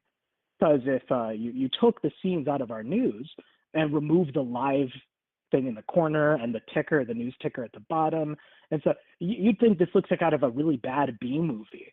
But once you put the live ticker, CNN and or maybe one of our talking heads, our favorite influencer, right? Now it's real. This is real. This happened. Oh my goodness, right? I listened to one person, her name was Little Bo Peep. She had this YouTube channel, and she insisted that the little news tickers and the rotating graphics, that all these things were effective for hypnotic inductions for a certain percentage of the population. And that sports games, you have the countdown clocks, that she suggested that a lot of our media is using literal hypnosis to make us hyper-suggestible. Oh, yeah. And if you mention hypnosis or mesmerism, I actually did a pretty deep dive into Franz Anton Mesmer. This is where we get the term mesmerism from. He started, animal magnetism, which would then become modern hypnosis and so forth. He was educated by a Jesuit priest as well. It never ends. Like the connections to the Jesuit schools in Europe, you'll always find it if you know where to look for it. But again, I'm not asserting that they're the ones who control everything. The way I see it, I think I've explained to you this model before. I almost see like the Jesuits as like the directors and the Masons as like the stagehands, like our architecture and our buildings and the locations where these faked events occur. have stage significance, like the latitude, longitude locations, the building names and stuff, which were, laid out by Masons. And the screenplay writers themselves could be a variety of different organizations, but ultimately within all of them, there is an inner mystery school religion that has been continued since antiquity, since so long ago, right? I get that idea too. Like, I do not think that the people in control of the PSYOP entertainment complex built it. I think they inherited it. And I don't know how it's passed down. I use the term security clearance society because it incorporates now media, government, corporations. So we're not just talking about traditional ideas of secret clubs with funny handshakes. So we're not talking about Masons or Jesuits, the Rotary clubs. It's really much more nuanced than that. But the structure is the same. We're talking about hierarchies of control, need to know basis, and basically intelligence. It would be akin to looking at the production studio of a movie and saying they're responsible for everything. It's like, no, there's so many components that go into the making of a film, not just the stagehands, not just the writer, not the director. It's like who really is choosing even the creation of these films, like the timing of these films. You talked about Flight Risk earlier, releasing right around the time we had the DC and Pennsylvania plane crashes. It's like, well, that didn't happen overnight. That took a while to produce that film, right? Flight Risk, Yes. by Mel Gibson, directed by Mel Gibson, right? Yes. So the timing of the releases. So as I Who said, decided that? the timing of the release of the Captain America coincided with Trump getting shot, and that was the context of the trailer itself, the president being shot at in a theater. Now it's premiering in Liberty Theater in Washington, and in a theater the ceiling collapses, and the president in that movie, and I have to go watch it. Maybe I'll go watch it tomorrow and I'll review it. He becomes the Red Hulk, an obvious allusion to MAGA, and his opponent is Sidewinder, played by the same actor, Giancarlo Esposito, who played the mayor in Megalopolis. So he's an actor who's always representing the opposition to the actor representing Trump, consistently. And he's been associated with Obama. So that's another aspect to this, is that what we see happening on the news has usually at the same time, it has an entertainment version of the same thing happening. And the timing is what gives it away. Just the precise timing of the release of a movie as it corresponds to what's happening on the world stage. Great example of this is Trump kicked off his presidential campaign in Waco just as Netflix releases Waco American Apocalypse. Like, these are coincidences if you're only looking at it as an isolated thing. But if you consider the implications, for all these events to coincide, it means these are planned years in advance, at a minimum. Yeah, and it's like, what is the release dates, how they have significance? What is the calendar system they use? The papal Gregorian calendar system, which, has been around for a while, and it's a part of the world stage. So in the same way we identify these actors having personas that span across their filmography, where they subconsciously represent things happening on the world stage, it's like the release date on the papal Gregorian calendar is also part of the world stage. And if you don't know about the scope or size of the world stage, it looks kind of, crazy. It's like you're pointing out these release dates, you're pointing out these, because we see the boundaries of the world stage. It's not just in theaters. It's not just in these production studios. It's on a grand scale across multiple modalities and different consumer production sources. And it's so crazy you bring that up, because recently I was going through Alan Moore's it's a V for Vendetta. So I watched the film, the day before yesterday. Horrible movie, but I was like shocked how shockingly bad it was, and yet it was super popular. The Guy Fawkes mask is it's synonymous with the online movement, anonymous, right? Oh, we are Legion, with the Guy Fawkes mask. So I decided to watch it. Oh, really? I was surprised how I really didn't like it. But the Guy Fawkes, it's the part of the Jesuit gunpowder plot, where there was that, the thing to destroy Parliament, which there's also people who think that's fake. But, I was looking at it. Movie was really bad. And I found out that the comics had come out in the 80s. The film came out in 2006. And I had a friend tell me, no, the graphic novel is way better, way better. So I decided to go through it, and there are significant changes between the graphic novel and the Matrix writers, the reproduction in 2006.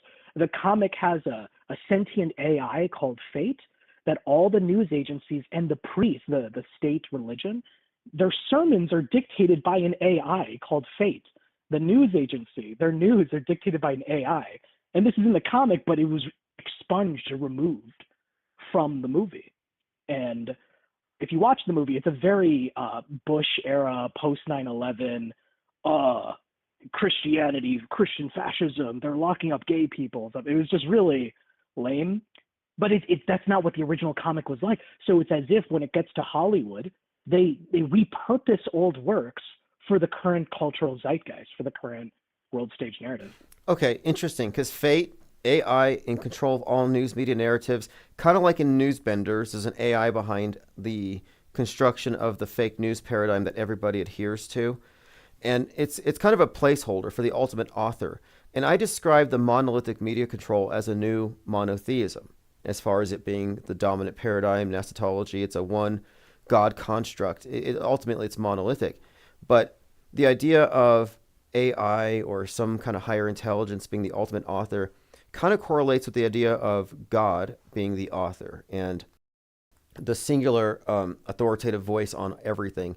And they're building up this notion, I think, in our heads that it would even be better if we were to hand over power to Hell 9000.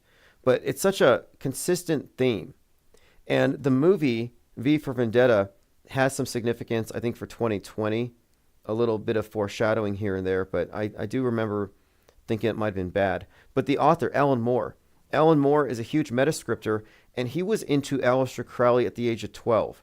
And he frequently talks about magic and how speaking and how words are, in fact, part of the concept of exercising magic in practice, that spellcraft is really a matter of how, I guess, words and ideas shape our perceptions, etc. But he really gets into this idea that storytelling and narratives is part of the process of reality bending. So Alan Moore is kind of I think he's a deep insider to the esoteric aspects of media mind control. Absolutely, yeah, for sure. And he has a master class, which I had downloaded a long time ago. He has really good writing tips, excellent writing tips and stuff. He always talks about word etymologies for everything and dramaturgy. Like when you're creating a story, go deep into the location, the art, the architecture, the important landmarks of the place, incorporate it all into your story. And oh yeah, the other thing I forgot to tell you about V for Vendetta is the radio at the beginning in the first couple of pages is blaring propaganda, and one of the things it says is "Make Britain Great Again," and that came out in the late '80s. And then in the film, the 2006 film, they don't have that. They don't have that. Interesting how these things are repurposed, because we were talking about the correlation between characters in media and real life. So you got Trump and the Obama being represented in multiple movies having the same dynamics in place. Well, there's that movie called A Man in Full, where Charlie Croker is based on Trump and the mayor who's based on Obama orchestrates his downfall. Well, that's based on a Tom Wolfe novel from like 1998 or something. So you're looking at a Netflix movie that came out last year that is about contemporary events and even foreshadowed some stuff having to do with Barron and Melania and Ivanka and Trump. But there's no way that could have been part of Tom Wolfe's novel or vision. So they can take something and then, repurpose it for very specific world stage characters. And this has been a consistent theme I've been noticing. And Netflix is really one of the best places to look if you want to see how government has co-opted all entertainment for the purposes of aligning us with future and current fake news. And I think it's important for people to realize that like our meta scripters are neither liberal nor conservative, and so they're only concerned in keeping people fighting. Like war is peace, quite literally for them. That's the mind war perspective from Michael Aquino. It's they repurpose older stories. They take older novels, like you had described, and then syncretize them or repurpose them for the current world stage magic trick they're performing. And it is magic, like Alan Moore described, because if you have people, I don't know, if you had like a group of people with a glass of water in the middle and they told it cyanide is in it, don't get near it, and I walk up and I drink it knowing there's nothing in it, everyone will be like, wow, what a miracle worker. He's because they had been told that that was a dangerous drink. But if it's not actually, and someone does it, everyone's like, oh, wow, amazed. So the magic really is in these narratives and these stories, which everyone knows that they're fictional, but it expands their frame of reference for when on the news they see something similar to it, except now it's real because it's in the news. It's not a Netflix show. Now it's real. Yeah, when Trump was fake shot, a lot of people are like, "Oh, we expected this to happen," because there was buzz. There's everybody out there in alt media was talking about how Trump's going to get it. If this happens, this will happen. So it was being hyped up to a fever pitch, and then it happened. And I think by creating that fever pitch and all the predictive programming, and I pointed out a dozen solid examples of concurrent real-time correlation between entertainment media and the Trump shooting. It makes it seem like it was the natural outcome. It reduces the amount of friction and cognitive dissonance. They're sowing the seeds, and it works. This is all perception management, propaganda. Edward Bernays wrote about this, and this is what Michael Aquino wrote about as well, as you said, the mind war. And the mind war does take that 1984 notion of war is peace, because the perpetual war is what pretty much keeps everybody locked down into this alternate reality game. And that's what it ultimately is. It's a big game, if you ask me. Yeah, and I think that you've described it best, that the metascriptors do it in advance in broad strokes. So they write out history in broad strokes, way in advance, and then as they near these moments, then they tailor past works for the cultural zeitgeist, and they get nearer. And then right around it, they have concurrent programming, like trailers with Harrison Ford getting shot right before Trump then on the world stage is shot and it misses and it nicks his ear and stuff. And it's crystallized. Then you have all of your InfoWars talking heads and your social media influencers giving their hot takes about it. And the idea of it being fake is never discussed. Nope. It's just InfoWars reality. Talked about second shooters. They said it was the deep state, it was DEI, it was second shooters. So they come out here with all these guardrailed explanations, and they don't even question the veracity of the event itself. And what's unique about this Trump shooting event is that here is a psyop where you cannot claim that Trump is a Truman in a Truman Show. You cannot call him a dupe. You cannot give him plausible deniability. Trump is a master magician on the world stage, and he fooled everybody. So there goes his plausible deniability. He's an insider. Didn't Marina Abramovic describe Trump as a magician? Yeah, An expert magician. She said he was a great magician, and she's right. What he did, and I've thought this for a long time, but yeah, he performed an act of theater, stagecraft, magic, and look what it did. And so when we say magic, we mean illusion, even sleight of hand, but also manipulation, all forms of manipulation. You could just, anything that hijacks control of reality, you could broadly describe as magic. And there are different levels of magic, but most media manipulation and propaganda and subtle influence and perception management would be considered lesser magic. Greater magic would be the more esoteric stuff where they're exciting people's emotions and throwing weird symbols in their faces and we can't figure out why. That's where it gets into the more esoteric side. But broadly speaking, media and magic are inseparable. The world stage is a magic show. Yeah, the thing about it, if you think of a magic show, a magician will have audience plants. They'll put up posters beforehand. I really think the magic show is an excellent analogy for people to consider because, with Trump after that event, wasn't there a rally where a bunch of people wore the same Band-Aid that he had on his ear? So it's like you saw it in the Butler PA rally that you see it around you. It is at RNC. Everybody's wearing it on their right ear, and he comes out with a big pad on his ear. That was his dramatic reappearance, and they had him come out with the name Trump behind him, looking like the Elvis comeback special. I mean, great theater, but that's really what it is.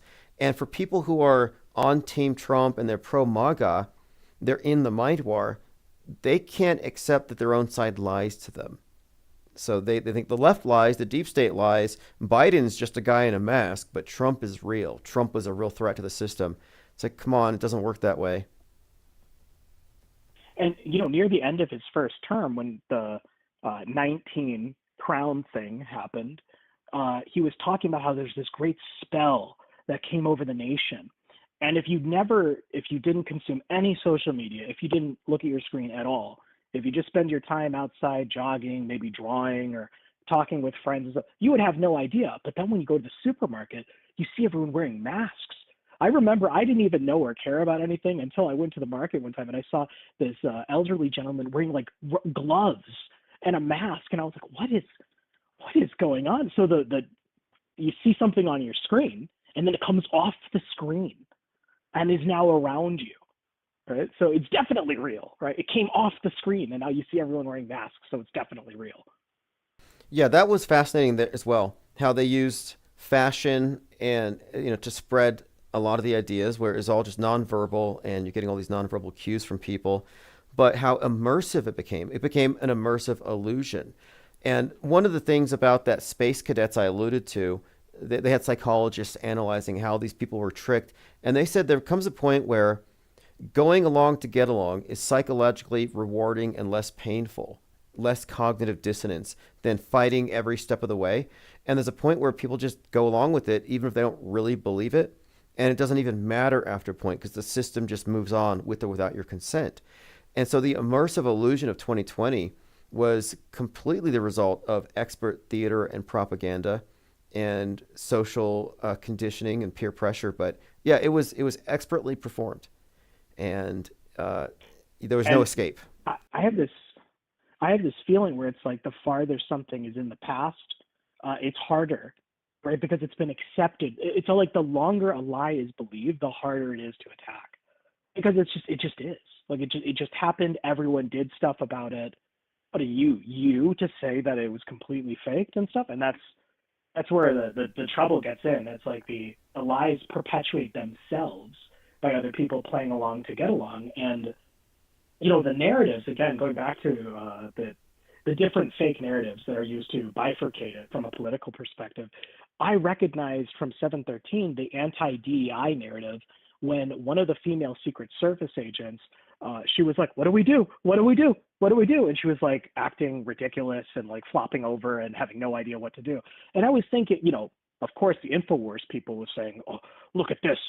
DEI has even entered the Secret Service, or, oh, the deep state gave Trump bad Secret Service agents and stuff. Meanwhile, I'm saying this plays off an existing narrative that already exists in the more conspiratorial, right-wing minded audience.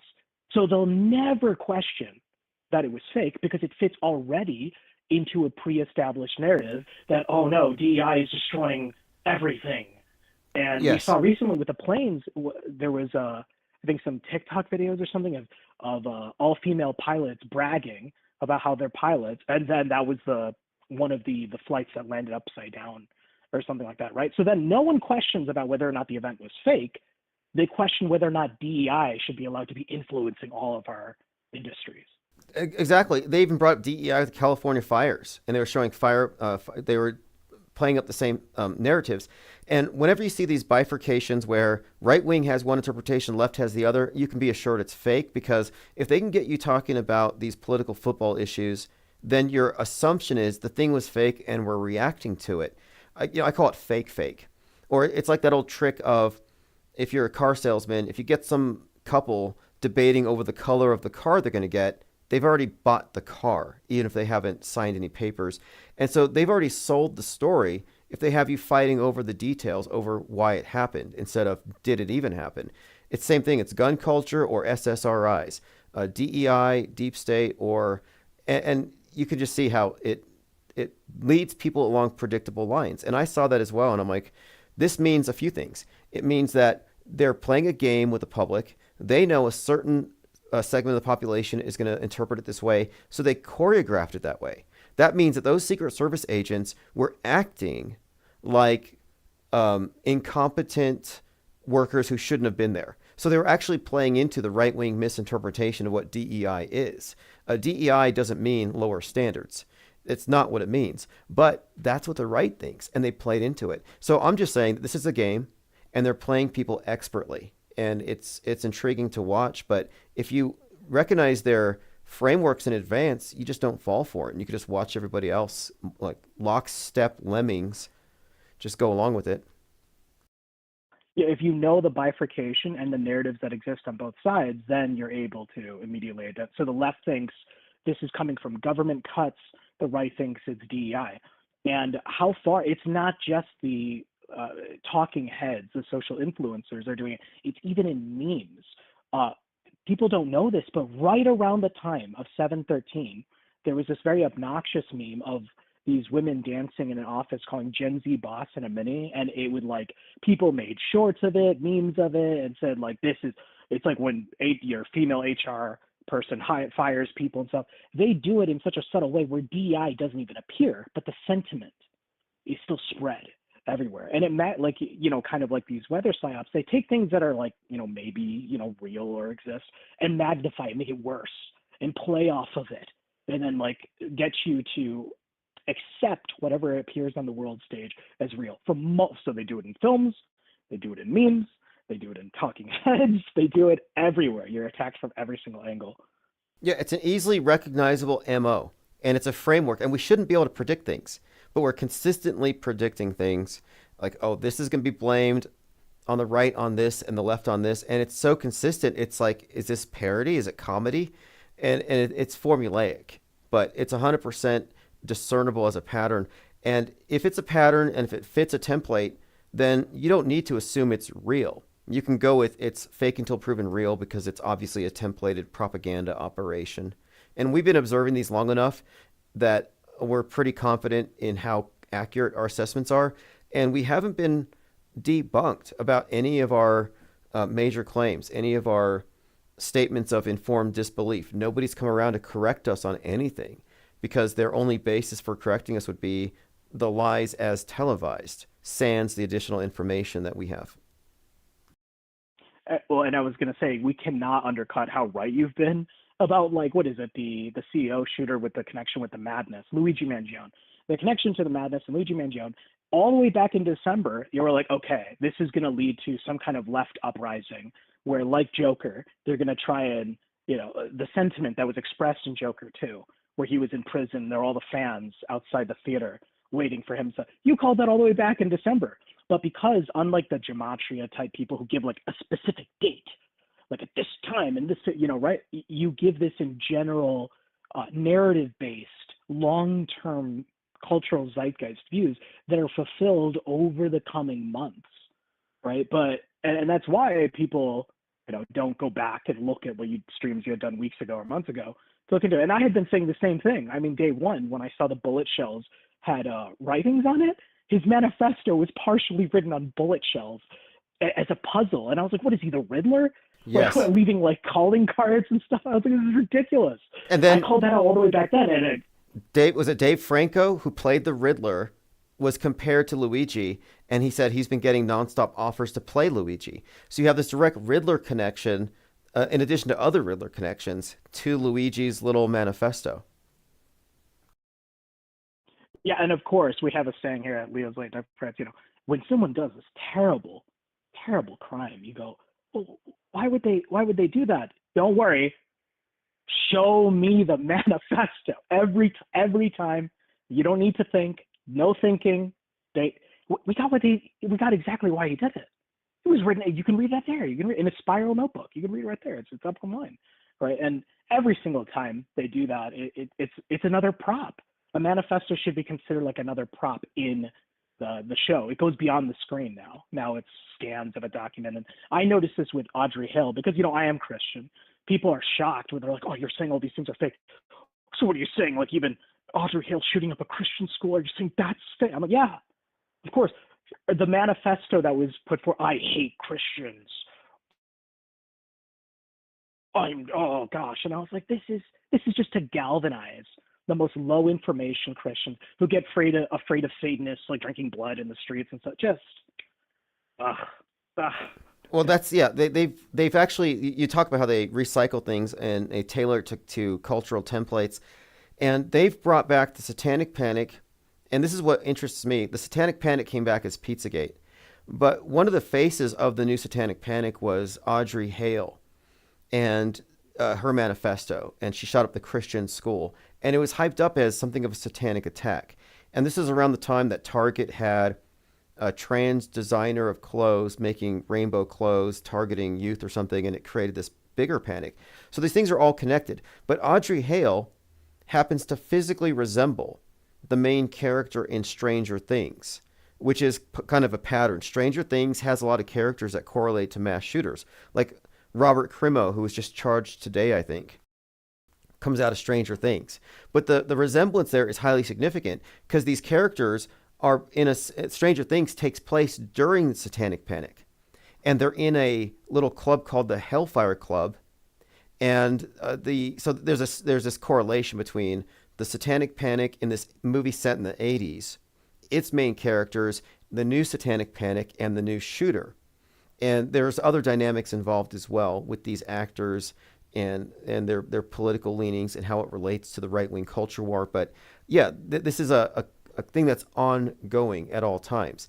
And so they're repackaging things and they're selling it to like truther Christians are given a certain version of eschatology. And we've seen these manufactured villains all the time. You know, the Bill Gateses, the Klaus Schwabs. These are all archetypes, and they're like made for TV villains. And it's amazing you bring that up because like the Satanic Panic aligning with Audrey Hale's event. Fakeologist and I had done an interview, which is the featured video on my channel. It's just youtube.com/LeoPirate.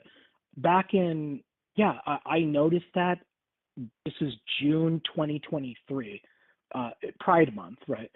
It was the first time in several years where there was not a super pro-positive Pride sentiment. Instead, there was a Bud Light controversy. We're like, oh, they're putting trans people on our Bud Lights. And then there was the Target is now selling these things to our children. And immediately, Tim, I was like, all right, we're switching the other way. I called it all the way back then. And I talked about that to Ab and Fakeologist. I was like, this is where they're going. They manufacture fake consent. They tell everyone, look, everyone loves gay rights. But then they flip the switch and they say, now everyone's starting to see how ridiculous gay rights is and stuff. It's so easy to get swept up in the current zeitgeist, the current narrative. And you've said it before. Trans shooters are like the new bowl cut shooters. Oh yes, they constantly switch it on you. Well, the shooter thing was the right wing had its vested interest in the Second Amendment, and so they downplayed the significance of mass shootings. They said, oh, it's caused by SSRIs, antidepressants, not the guns. So they're trying to protect their guns, so they're going with this other narrative. But they couldn't be made to care about the mass shooters. And the mass shooters are always coming out to be Nazis, right-wing, racist, shooting minorities, shooting because they had some right-wing ideology against immigrants. So you have this like just nonstop onslaught of right-wing leaning shooters. And then all of a sudden with Audrey Hale, because I started saying, when are we going to have our first female mass shooter? So we were kind of waiting on this because I said, if we're all exposed to the same propaganda or the same SSRIs, the same gun culture, we should expect there to be an equal number of shooters, equally represented, male, female, shouldn't be only male white kids. And all of a sudden, we start getting more diverse shooters. Audrey Hale was the first of it, but the reason why right-wingers cared is now suddenly it's a left-wing shooter radicalized on Reddit, and it's a left-wing shooter with a manifesto that's against Christian right-wing values and it's pro-LGBT. So now you have a manufactured villain that scares the right. Now they suddenly care, whereas before they didn't. And so I kind of pointed out the Covenant church shooting was like a right-wing Sandy Hook. And the left-wing downplayed it and didn't care about it, and the right-wing cares about it. So it's kind of interesting how they selectively care about the victims depending on who the shooter was.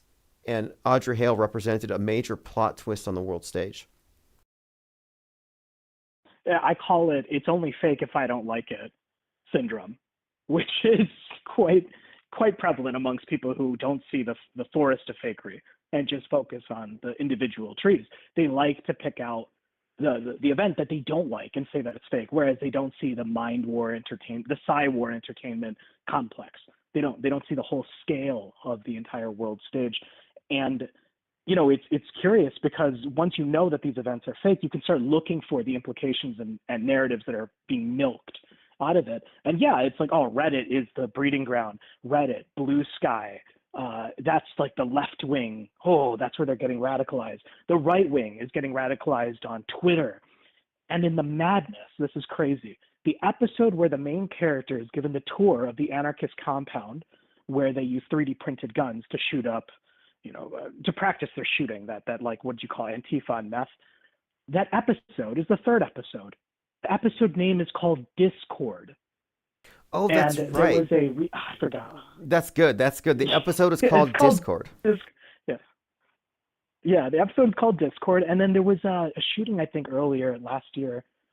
Was it I forgot where it was. I don't want to say locations. I forgot. But there was a shooter that was, I guess, didn't stay in the news very long, but it was also fake. They said the narrative they were going with is that they were radicalized using Discord. They were posting on Discord. So it's like these shooters are almost tied to particular web platforms. That's what causes people, right? If you use too much Reddit, too much Discord, you're just gonna go and shoot someone, right? Like, of course. Duh. Well, what they Right. started doing is they started correlating the idea of mind viruses with mass shootings. And so after 9/11, the conversation was about we got to infiltrate the radical mosques where the radical Quran verses are getting people to go do bad things. And they're connected to other radicals here. So it was all about mind viruses being transmitted in these closed little networks, these little echo chambers. And so what they did is they kind of created a parallel to the radical mosque with the radical servers. And so I talk about how Al Qaeda means the base. Right wing nationalists is a group called the base. But we were talking about this correlation between the terrorists and how we have the domestic version of radical Islam in this whole, what do you want to call it? MAGA ban, vanilla ISIS. It's all manufactured, but they've replaced the radicalizing agent from the Quran verses to QAnon verses. And you can see this direct parallel. I think the whole MAGA ban concept is a government designed op to get the public to agree that we need to do something about domestic terrorists.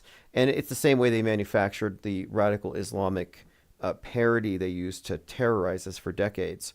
But yeah, there's a templating here. And it's based off this idea that the real problem are the mind viruses, the source, the media that people consume. If we just change that, or like, let's take down these platforms. I remember during the Christchurch shooting, where with a manifesto, where shout outs to PewDiePie, right? He live streamed this a pre-recorded video, of course, of the event on Facebook Live. But you know what got shut down? 8chan did. And the guy who runs 8chan, he's a Freemason. I'm not going to get into that. But anyway, he gave it over to Congress, right? I'm like, that's interesting. Why wasn't Facebook shut down? That's the platform that he live streamed on, right? Oh no, but he was radicalized on 8chan. So you can just create these vectors, like, these predetermined vectors where people are receiving the mind viruses and shut them down. And you have called out so long ago, that X and Elon Musk is definitely going to play that role in the coming events. Yeah, Disease X, and they brought this up. They even called it a Twitter bubble. But no, they built up this concept of the mind virus. The public accepts it. Once they believe in it, now they're going to agree that we all have to have the online equivalent of a lockdown to purify the environment for our mental scape. And the idea of the healthy super spreader being the big threat is now paralleled with the trafficker or carrier of misinformation. So maybe I'm not sick from this information, but somebody who's mentally ill hears what I'm saying and they go do something. It's the same thing. It's saying the mentally immune compromised can be harmed and will spread further harm that originates with people who may not be symptomatic. So I'm an asymptomatic mind virus super spreader. So I'm not an extremist, but I might incite Asympt- somebody. Yep. I still forgot about that stupidity. Or asymptomatic. Oh, you're healthy. Oh, you're not sick. That means you're even more dangerous Exactly. because you don't even know that you're sharing people. I'm a hot skull. There's that show, I think it was filmed in Turkey. It's called Hot Skull. And it's about a mind virus lockdown. Everybody has to wear earplugs so they can't hear people who are speaking and spreading the mind viruses. And the main character is harboring all these mind viruses, but he's not getting sick from it. So he's like this dangerous super spreader, and they call him the Hot Skull. But that's pretty much us. We're hot skulls. And so we might see something like, because again, the term asymptomatic, it sounds pretty sophisticated and scientific. I want to see what's going to be the more, I don't know, learned or like information age way of demonizing auto hoaxers. Auto hoaxers just sounds kind of, I don't know what they'll call them. You know what I mean? Conspiracy theorists, that's on the way out. Conspiracist might be something going up, but I don't know what they're going to do. They have to come up with some kind of term to make people afraid of those who say, oh yeah, what's on stop treating your screens like your eyes. It's not an extension of your sensory modalities. Like, it can be fake. Oh my gosh, these people are dangerous. I don't know how they'll do it, but the best they can do so far, they can mock us. They can claim that we say birds aren't real. The best they can do is mockery. I haven't really seen any effective refutation to anything, and I don't think they want the confrontation. But we'll bring it eventually. Anyway, hey, thank you very much for the call. And if you want to plug your page again for anyone who hasn't seen it, I'm going to include some of your articles in the next issue of The Insider. It's a mindwar.page. Yes, mindwar.page. And as always, thanks, Tim. So later. All right, thanks for the call. All right, everyone, that is Leo Pirate. Lots of interesting information. And yeah, he's reading some book about Jesuit theater. And I've been going through some of it. I'll probably go through more of it tomorrow, some of the screen caps, because what he was showing here is, and I might even have some of it here, examples of how far back stagecraft has been used effectively to create illusions in real time. Let's see here. Oh, yeah, again, tomorrow's 3/4, and Trump says tomorrow night will be big. I will tell it like it is. So we'll get to that tomorrow. I also have a lot of comments I want to go through. March 4th, March Against Tyranny. So 50 states, 50 protests, 1 movement. So that's coming. Tomorrow's the anniversary of the Boston bomber Joker Sarnoff having his death penalty reinstated the same day Batman came out. So, I mean, very portentous. I'm not sure what's going to happen, but it should be interesting. And we'll be here live tomorrow, likely 6 p.m. And I'll send out, in fact, I want to know the title of the book. Let me see if I can pull that up really quick. Someone's asking.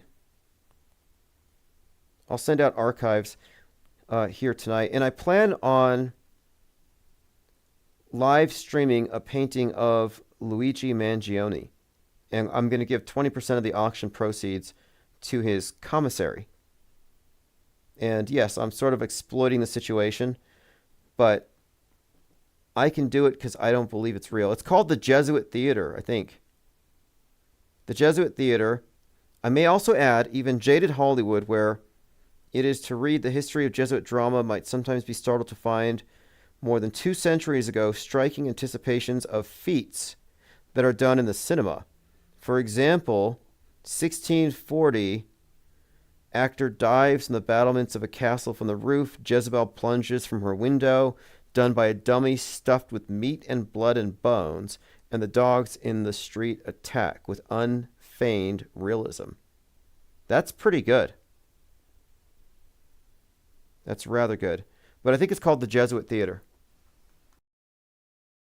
Okay, we'll continue this conversation tomorrow. I have some errands to run. So thanks again for the comments. I think we had almost 200 people in here tonight, more than 200 if we count the audio. And if you want the archives, live stream notifications, and newsletters, go to ips.monster and sign up tonight. And also, I will release the pilot for the next season of South Pole. So get on the newsletter.